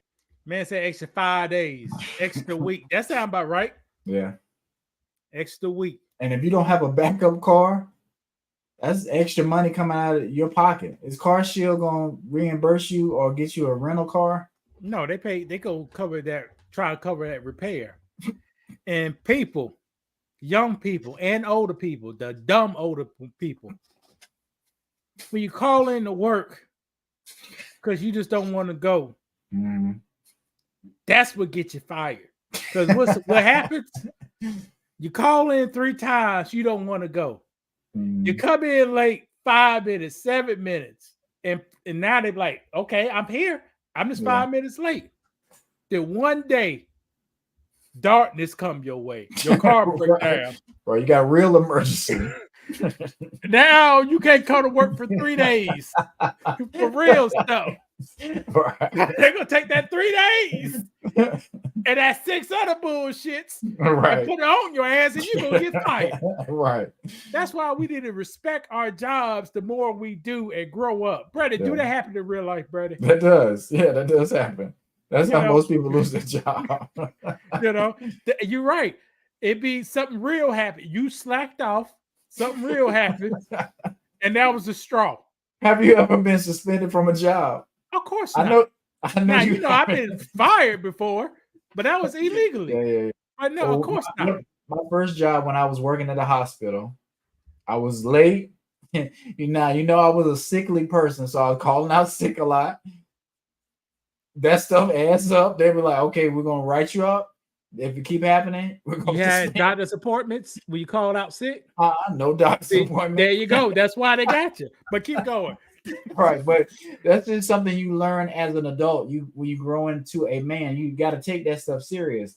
Only thing that kept me, from getting in real trouble is I did do what I was supposed to do. I was a good worker. But did I call out a lot? Yes. Was I late? Was I getting to work right at the last minute? Yeah, hitting the clock right at the last minute. Yes. Go ahead. Here's the thing: when you call out, do you have time available to call out? What do you mean? Like PTO time? Did you have PTO time or vacation time? Yeah, I probably did, but you can't just wait till 2 hours before you go to work. Yeah, I don't think I'm coming in today. But did you have PTO time and vacation time? Did you use it in that case? Well, I don't think you could. Well, I could use it, and I did. Like if you call out, you can use that time, on your check. So it's like you're still getting paid. Is that what you're trying to say? Here's the thing, people. As a manager, Brandon got 10 days sick time, PTA, whatever. Mm-hmm. Brandon calls out of the blue. I can't come to work. That's 1 day from his 10. Mm-hmm. Brandon do that 10 times. Now he's out of grace. Now he got nothing to fall back on. Right. Then he call out again, strike 1. Call out again, strike 2. Right. Call out again, corrective action. Yeah. Brandon, this is a written warning. The next one's gonna be time off. Right. Now Brandon used up all his vacation, 10 days, 3 unexcused days, and then here Brandon Carr, the F-150 breaks down on his ass. Right. Because you get if you make it to the next grace period when the stuff reset, you're all right. But if you don't get back to that point, that's when you're in trouble. Yeah, I'm trying to fire you when you can't come back on me or nothing. Brandon used all his grace. The company provided him 10 days of grace. Right. Unprofessional grace. Is that how you see it? Yes, because you knew you were sick the night before. You could have called me the night before. Right. That's why I tell guys. That's how I was a good manager. Yeah. Don't call me. You call me. No, if you when you sick, call me when you're sick right then. Right. Then I can try to work something out. Hey, you want to work some OT today? Right. Donald Trump giving out OT tax free. You want some OT today? You know what I'm saying? But Brandon, unprofessional ass, called in sick an hour, 10 minutes before work. I my ass down. I said, "Oh shit! I gotta get this nigga." Right. And then I got the same karma back because I had a restaurant and people do the same thing. Oh yeah, I ain't coming in today. So, that's just how it is, right? Yeah. But if they call you the day before, won't they?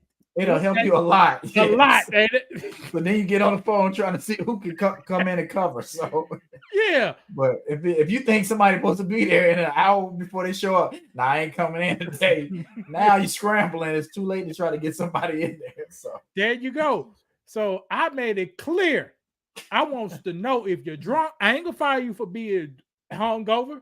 Just say, man, I have too much. I can't come in tomorrow. Watch this. How many PTO days you got left? What you mean? If you had some left, that just ate up your PTO days. Yeah, but if you didn't, it's fine. You get a damn strike on your ass. unless somebody's really sick. Yeah. And like I said, And wouldn't have a Brandon note. said he didn't have no note. So anything goes. Right. Yeah. I think somebody tried to use the COVID thing. Oh, I had COVID. It was like, okay, well, bring your test results in with so you got COVID. No, can't see that's get you sued. Well, I Bring think your test results in. well, if you That's how say you get. That's like bring your AIDS results in. Same thing. Bring your AIDS results. I can test you. Same thing, Brandon. Talking about no. But if somebody's saying they can't work because they got COVID, you told them to do what? We say, okay, well, you have to show us a doctor's note saying that you're going to be out because you do have COVID. Not necessarily saying. You show a doctor's note saying you had a infectious illness. I don't necessarily need to know what it is. And you pushing that, you about to get sued. But long story short, he didn't bring it in because he was lying. But like I said, when people are lying, and when people doing the same stuff you used to do back in the day. But Lewis, I ain't do none of that. That's what I'm saying. Lewis never used it. You didn't do none of that stuff. I ain't do none of that stuff. Oh, that's funny, you gonna fire me? You gonna fire me because you don't like me, and that's why I said every day about you gonna fire me because you don't like me. You ain't gonna fire me because I ain't doing my job. Right? Or you're gonna be at work. You're not gonna be slacking, that kind of stuff. Yeah, I could try too with the Mr. Battle. What Mr. Battle told me at school, the guy's probably in his 70s now. When you walk, Brandon was a type, I'm make-believing. Will walk around, be talking to people at the job, nothing in your hands. No. Mr. Battle tells me, always have something in your hands. You oughta coming to work when you're getting from work.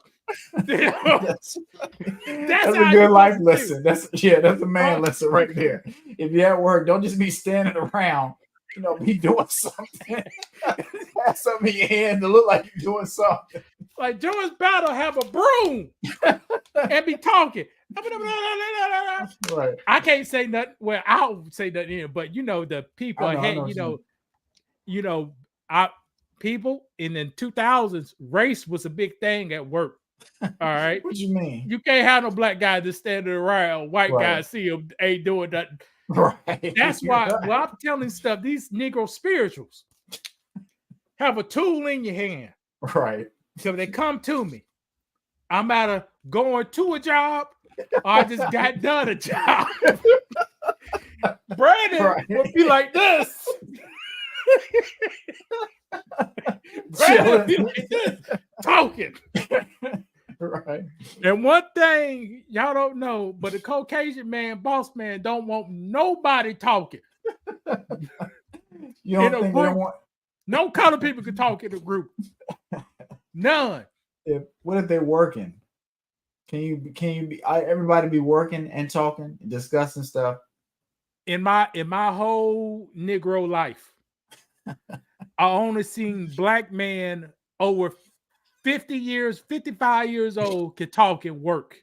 Mm-hmm. Any black man under 55 cannot talk and work at the same time. Both one of them about to get more. You out of more talking and less work, right? Or more working and less talking. They couldn't do them both. Can't do both. Right? Can't do them both. And you be the guy right now, 70 years old. When he was 50, they could do them both, Brandon. Mm-hmm. Talking. Running that machine at the same time. Yeah. Because why? We got to get these. It's all about numbers. You got to get the numbers. Brandon will be talking too much and get under the numbers. So that's the problem. And when we was doing that, that's before people were really on cell phones. Now people are on cell phones. I can't remember. We was on the road traveling. I went to a couple fast food restaurants in the drive-thru. Mm-hmm. You'll see people with AirPods in their ear. They be on the phone. They be doing all kind of stuff. Back then, we didn't really used to be on our phones that much, but people are so connected. That's why you was around talking. That's what's your entertainment. You had to. You was always gonna play that snake game on your cell phone, or you was talking to somebody. You ain't no two options. Right. You didn't have no email to check. People didn't have no email in 2010. They was No talking. social media, right? We was all talking, joking. Damn, I don't know I'm gonna play the rest of this because we kind of went off. That's okay. But I told y'all guys the trick. How you get these, how if you work in manufacturing, how to get the man off you. You gotta get your numbers. If you're black, always have something in your hands. Because what I say, what that represents, Brandon, with something in your hands. You either coming from doing something or you about to dead to do There something. you go. And boom. And they can't say nothing on you. You can't say nothing. Because you're But they going to come up with a lie. Right. But I'm about to come looking around. like this, or I ain't got nothing. And what? Oh, that's funny. This is 2010. You're making $23 an hour. You can't make $23 an hour in 2010 doing No. this. Ain't No, no one you can can't. do that. Right. No, you can't. Is $23 an hour is a lot of money now, Brandon? Yeah. Well, you said now, depending Yeah. on where you live, yeah. Imagine back in 2010. Right. Right. Shit, $23,000. That was good money. Yeah, for sure. Yeah. With 10 hours overtime every week on top of Right. that. Right. Real quick, do you think that Trump, because you spoke on it a little bit, the no tax on overtime, because me and you, we probably worked overtime. We saw how much taxes came out of our overtime. Because if I get this overtime check, it'll put me over where I need to be. But then you look at the taxes, how much is taken out. It almost feels like it's not worth it sometimes. So do you think that's a good idea? Unfortunately, I got used at work. I didn't get paid overtime. But I seen the checks of my employees making more than the supervisor get paid overtime. Right. And yeah, that's gonna help out a lot because I think it's 60 hours. Yeah. Like it's 55 or 58. One of those time you cross that, they taking 90% of your damn money. Right. For sure. And like I say, I almost feel like it's not worth it. So, I thought that was a clever idea on how to get people working more and getting rewarded for it, not just, having them there feeling like they're not doing anything, unhappy at the job, So I just thought that was a good thing he tried to do. Yeah, I remember the guys used to know the amount. They'll work over that time up to A certain, I think it's like 55. It could have been 55 hours. Yeah. Because it just don't make no sense after a certain point. They're working after this. We just ain't it ain't right. cutting. Right. Because it don't make no sense. I had one guy when I first moved up here. Now this guy, I made 80,000 a year, right?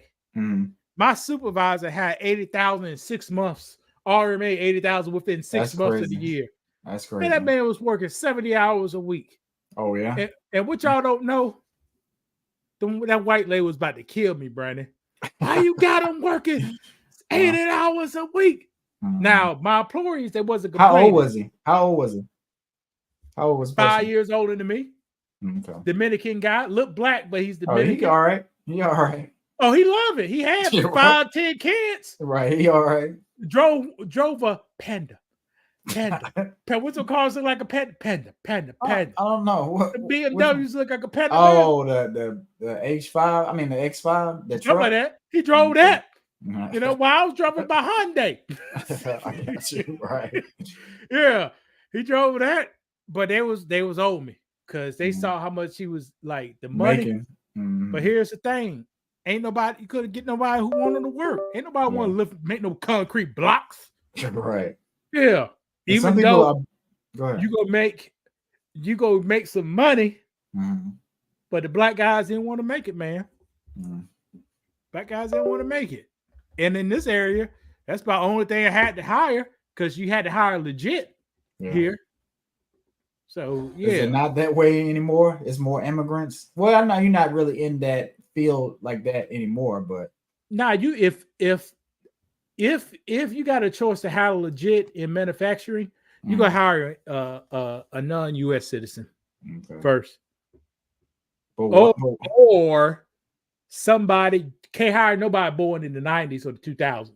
I'm saying this wrong, but you gotta hire a person born in the 80s or not a US citizen yet, and they can do it. You think they're just too distracted?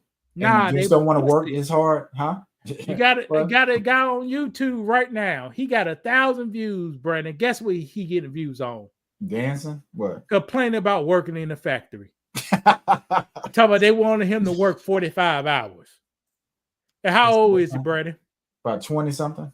22 years old. And he talking about, I can't work over 40, man. This is the man. These are the man who living up. They don't want to work in their 20s. They don't want to get the money.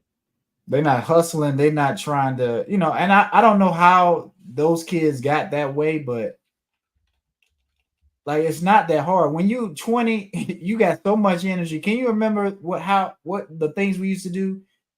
I'm pretty sure at one point you had 2 jobs and you was going to school, or just you had a lot of different things going on. You was cutting grass, like you was doing a lot of different things, and you weren't complaining about it to the point where you would get online. I mean, we didn't have it back in the day, but you wasn't complaining to me about it. We were just blessed to be able to make money. You know what I'm saying? I want to see I don't know if I saved it on here or something else. But the guy, this is what they're doing now. Here's what blows up on YouTube. You get on YouTube, males, and complain about your life. How hard something is. Or complain about your life. And the worst thing about it, if you have the energy and the time to make a video, to make a difference. Yeah.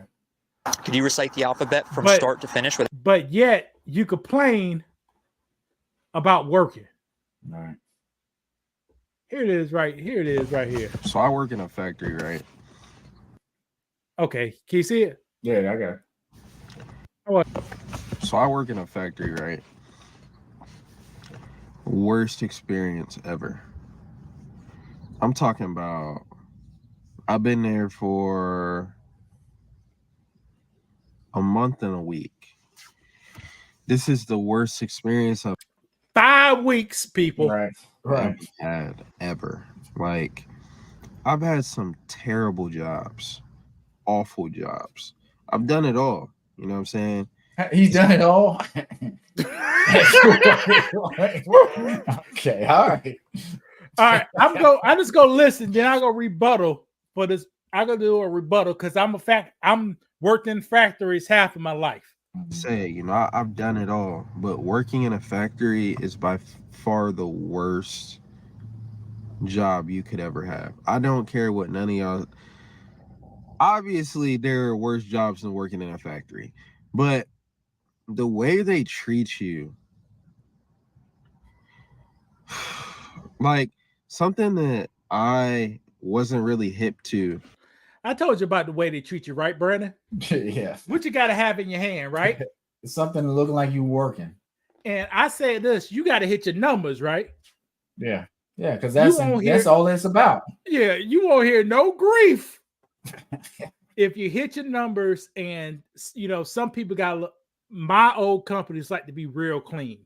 So we had to hit our numbers and be real clean at the same time. And be safe. You want to have no injuries. Yes, I care for my guys and be safe. Now, Brandon, factory work. I seen factory work put kids through college. Yeah. I seen factory work buy houses. I see factory work contribute to the majority of my net worth. Yeah. Now, it was hard work. Yes. I guess I play unprofessional sports. Mm-hmm. So I'm kind of used to like competition and like try to be the best. Yeah. You had to hit your numbers. But why is this guy complaining after 5 weeks, Brandon? He's not cut like us. Like I could just look at him and see that he don't have that hunger that you need to work a factory job. One of our friends worked a factory job.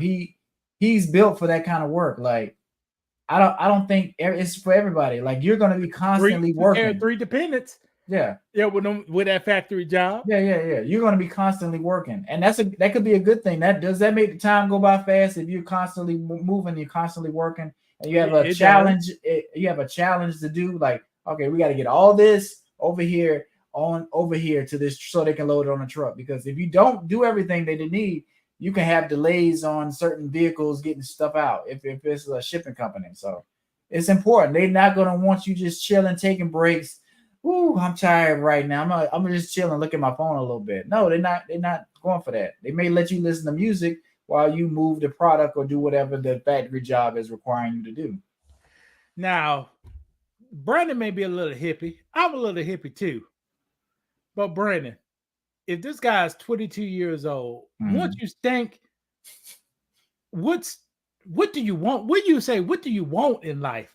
I think he wants to spend time. His work 40 hours to spend time, like just enjoy, like I don't want just chilling. They want to chill. People, they just want to chill. They don't want to do too hard labor. Like I guess for us when we were growing up, we didn't see all the stuff that young people see. They see people going on trips, spending money. You know, they don't see people working hard doing manual labor. So I tried to buy a house. I wanted a house, brother. Right. We had different goals than they have. Like he's not. Everybody wants to be rich quick. They want to not work as hard. They want to fast track to success. But you're gonna have to. These jobs like this build character, and either you got it or you don't. They do. Let me have him speak a little more. When I got hired there, is like it's pretty much like common knowledge. Like they make you work as much as they want, and you can't say like. How is it constitutional to just however you feel that week? I want you to work 60 hours. I want you here Saturday, Sunday. How is that? How is that even legal? Like I truly be wondering, like, how is it that I can walk into work and it's Thursday or Friday and my boss can be like, hey, we need you here Saturday? Now, Brandon, I'm a manufacturing person. You think I operated my facility like that? I don't think so. I knew when we had, the schedule we pick, we complete all that stuff that we needed within that schedule. Yeah. And it was up to me as a manager to make sure the equipment and the stuff is running up to speed so we could do everything we got to do. Right. So now, I've been in places that you had to spontaneous work more hours, but that should not be forever. You should streamline it and get your production a little better. And have the guys that want to work more hours be able to work those hours. You know, he may be telling the truth. He may be exaggerating. We don't know. He's telling the truth, Brandon. It's quite normal. I'm just saying it does happen. And like I say, it's okay. Like, are they taking all your time at 22? What else you got to do? What else you think this young man got to do at 22? Brandon, this man want to walk in the park, Brandon. That's what he want to do. I do too. I do too. Okay. I did it too. If you look at my old videos, wait, hold on. Let me see. I already know I can pull it up. And we're not trying to diss this young brother, but like, does he have kids to take care of? Does he, you know what I'm saying? Like when you're 22, you don't have as many obligations as when you're older. If you have kids to take care of, you'll want to work more. But I get you, but not everybody want to be that way. And like I said, I can understand maybe he has to help watch him or something like that. But if it's just you and you want to stroll in the park, right now it's important for you to grind. You know, you'll have plenty of time to walk in the park when you get older. But the energy you got at 22, you may not always have that. You're not going to have that energy. You're not going to be able to work. So it's important to try to make the money you can and learn some skills when you're younger and pick up on that and use that to your advantage, because are you going to be able to work that same strength and have that same energy when you're in your 70s? No, or your 60s? No. Now let me see here. This is the I already know I go. I'm out here fishing here at You think you want to go fishing too? He may want to go fishing, but now, Brandon, I didn't do my videotaping today because I'm catching kind of a lot of fish. I was gonna fill you in a little bit. See, you were still able to find time to fish, right? That's what I'm saying. I was working in the factory, right? Right. I still have time to be out in nature. Yeah. You know how old that video probably ancient. Right. Yeah. I still have, look at this. I still have time to be out in nature. All right. Yeah. So I'm trying to say, guys, to me, man, don't come on the internet complaining about, I hate my job. I hate this. I hate this. Yeah. Because this is a free, do something about it. Yeah. But do you think people do that because people rather watch those type of videos? Like if he was just talking about, I mean, the ones just talking about factory life, those are successful too. But I think people want to hear the negative stuff sometimes, or the drama, or your bad experience over a positive one.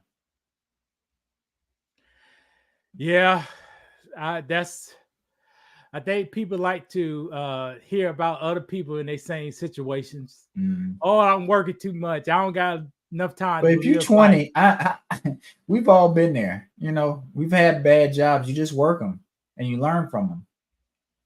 Here's a cold hard fact. 99% of y'all people age 20, you'll still be mobile age 40. Yeah.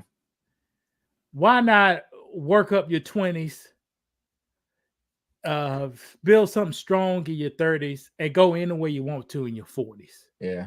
But you know what? I think it's because after you graduate high school, if you don't go to college, this is what you're gonna be doing. You may be working a factory job or two, or trying to do Uber or other things if you don't have a college degree, or you don't start your own business because you have money saved up, or you're not working your parents' business. Like, this is just the reality of it. Well, hold on, Brandon. You can have a college degree and still work in a factory. You can. But when you were working in the factory, you did help out, but you were still a supervisor, a manager. And that's just a part, because like when even going to college, like, were you just in college chilling, or were you working hard, studying, writing papers? I mean, of course you was having fun too, but balancing all that isn't easy. You know what I'm saying? It's people probably complaining about college too, the same way he's complaining about work, but you still got to do it, right? It's still something. Sure, why you complain about college and you giving them money? You giving somebody money, you complain about it. How it makes sense? Yeah, right. That's funny. Yeah. I want what you got, but I complain about the way you give it. And I'm paying tuition. Yeah. Wait. Kind of like that right now, because I didn't get this. The market is slow. Hey, there's another guy. Quick, get off, black man. Get off the internet whining about working. Ain't a Tesla at a power station. Quit whining about working. If this man right here making a factory job, he up here, I can't do it. I can't work. Ain't taking a picture at work too. And taking a picture at work. So you're breaking the rules already. At least he had his safety glasses on, so he listened to something. Yeah. He was doing. Yeah. I wasn't being nosy. Working 70 hours a week, still can't make ends meet. Brandon, what does that tell you? I'm not sure. He may be spending too much money. No, 70 hours a week, Brandon. Yeah, that's still can't make ends meet. What does that tell you, Brandon? And this car is from 2001, Brandon. Right. Right. I don't know what kind of position he's in or what he's doing outside of work, but he may be going out eating spending too much money out doing something, because that's like a double work. That's two weeks in one, a paycheck. So I'm not sure. And at a factory jobs tend to pay better than fast food jobs, correct? Probably. And, with no skill, he could have got it at 15 to. I think this is in Alabama or something. $15, $16. Might be. It's not his car payment, because, like you say, that's an older car. So I don't know what kind of ends he's trying to make meet. But he should be well off. I'm just gonna say that, especially if he's working that much. Now watch this. One thing people don't know: if a single young man can rent a damn room. Now, if he wanted to, he said, I don't need no apartment. Mm-hmm. I don't need to go in no half and half with no roommate. Mm-hmm.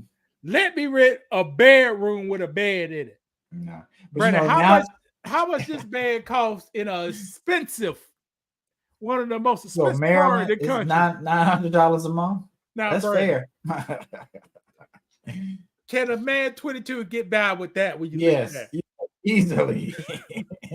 But you know, people want luxury apartments. They want elevators in their complex, and they want marble countertops and all that kind of stuff. They want a little garage for their car. That's gonna cost you. So are you gonna be? Are you gonna? And it's got a pool too. That hey, you can't beat that. Yeah, the whole utilities. Right.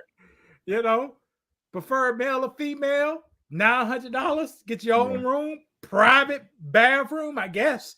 Yeah. Yeah. Like if push comes to serve, your ass be right there. And will that get you where you need to be? Yeah, this is not where you want to end, but this is going to be good for you to be in here for a year or two to get yourself together.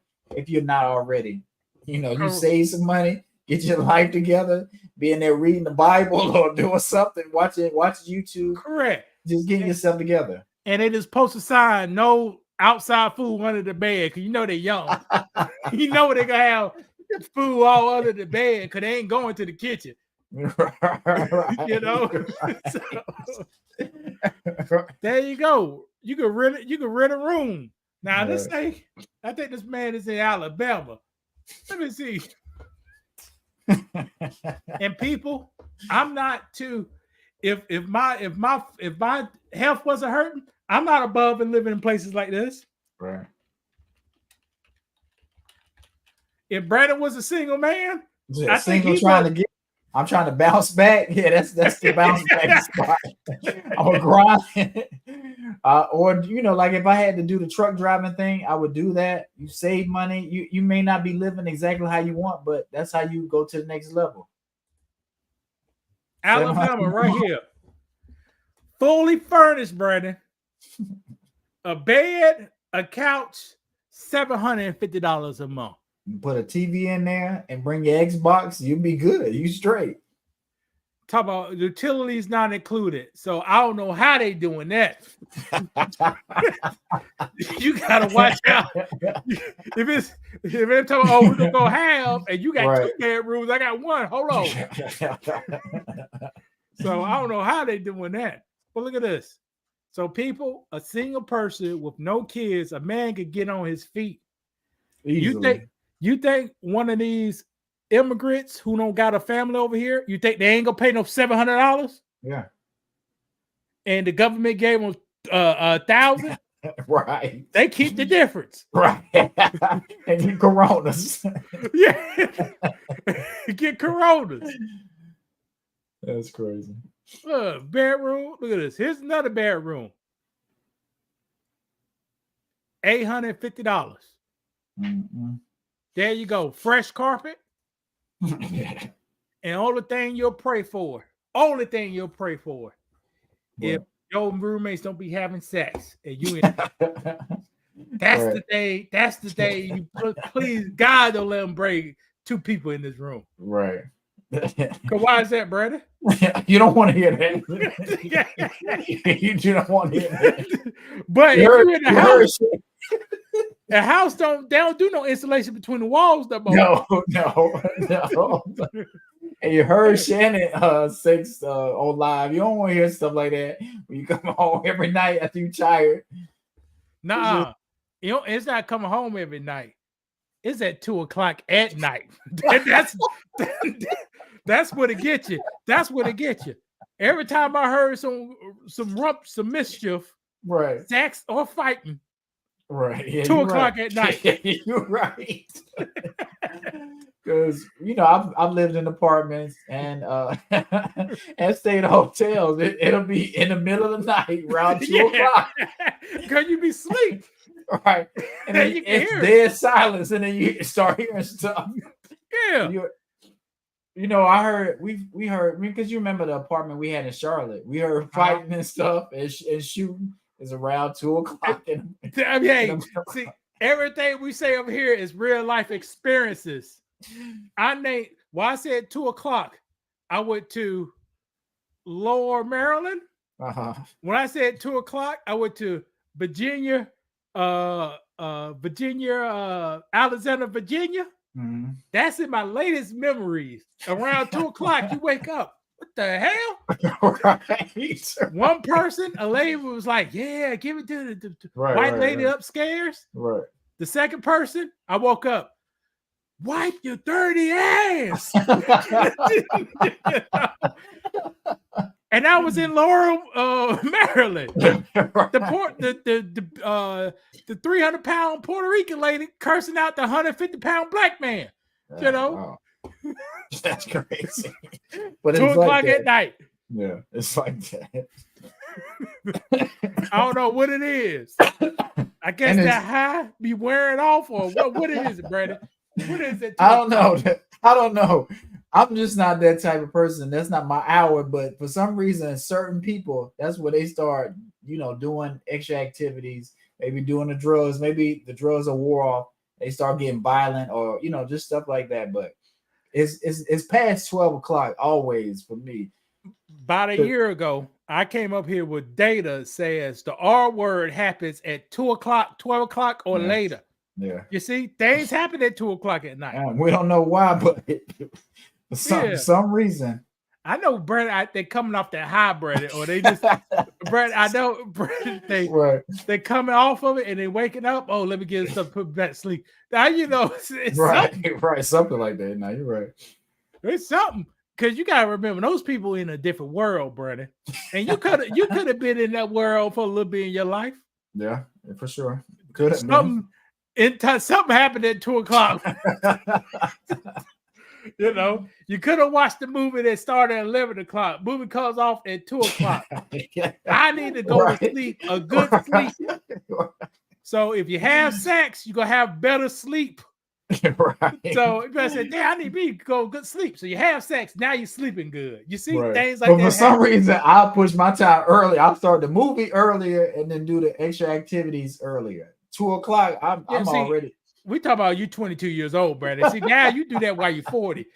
39. No, you 39, ain't you? Yeah, I'm turning 40 in October. Yeah, you do that. You do that 39, but 20 years old. Right. You start a movie. You said you come back from Applebee's. Let's watch the movie. Let's watch the DVD. Right. There you go. Funny. All right, Brady, want to call it? Yeah, we call it. It's almost 9 o'clock. Thank you guys for watching. Hope you guys enjoyed our presentation about Car Shield, and we did discuss some stuff about the immigrants too. So I ain't got too much more. My throat. I'm still trying to get over this sickness I got. Hopefully me and Lewis will jump back on here sometime next week. So you got anything to say before we get out of here? Hopefully sometime this week. Today, I'm thinking it's still a week. So yes, I'm all thrown off. So well, you can read it both ways. We said next week. I said shit. Tomorrow. Well, hopefully, but we'll see. Right. But all right, Lewis. I'll talk to you later. All right, talk to you later.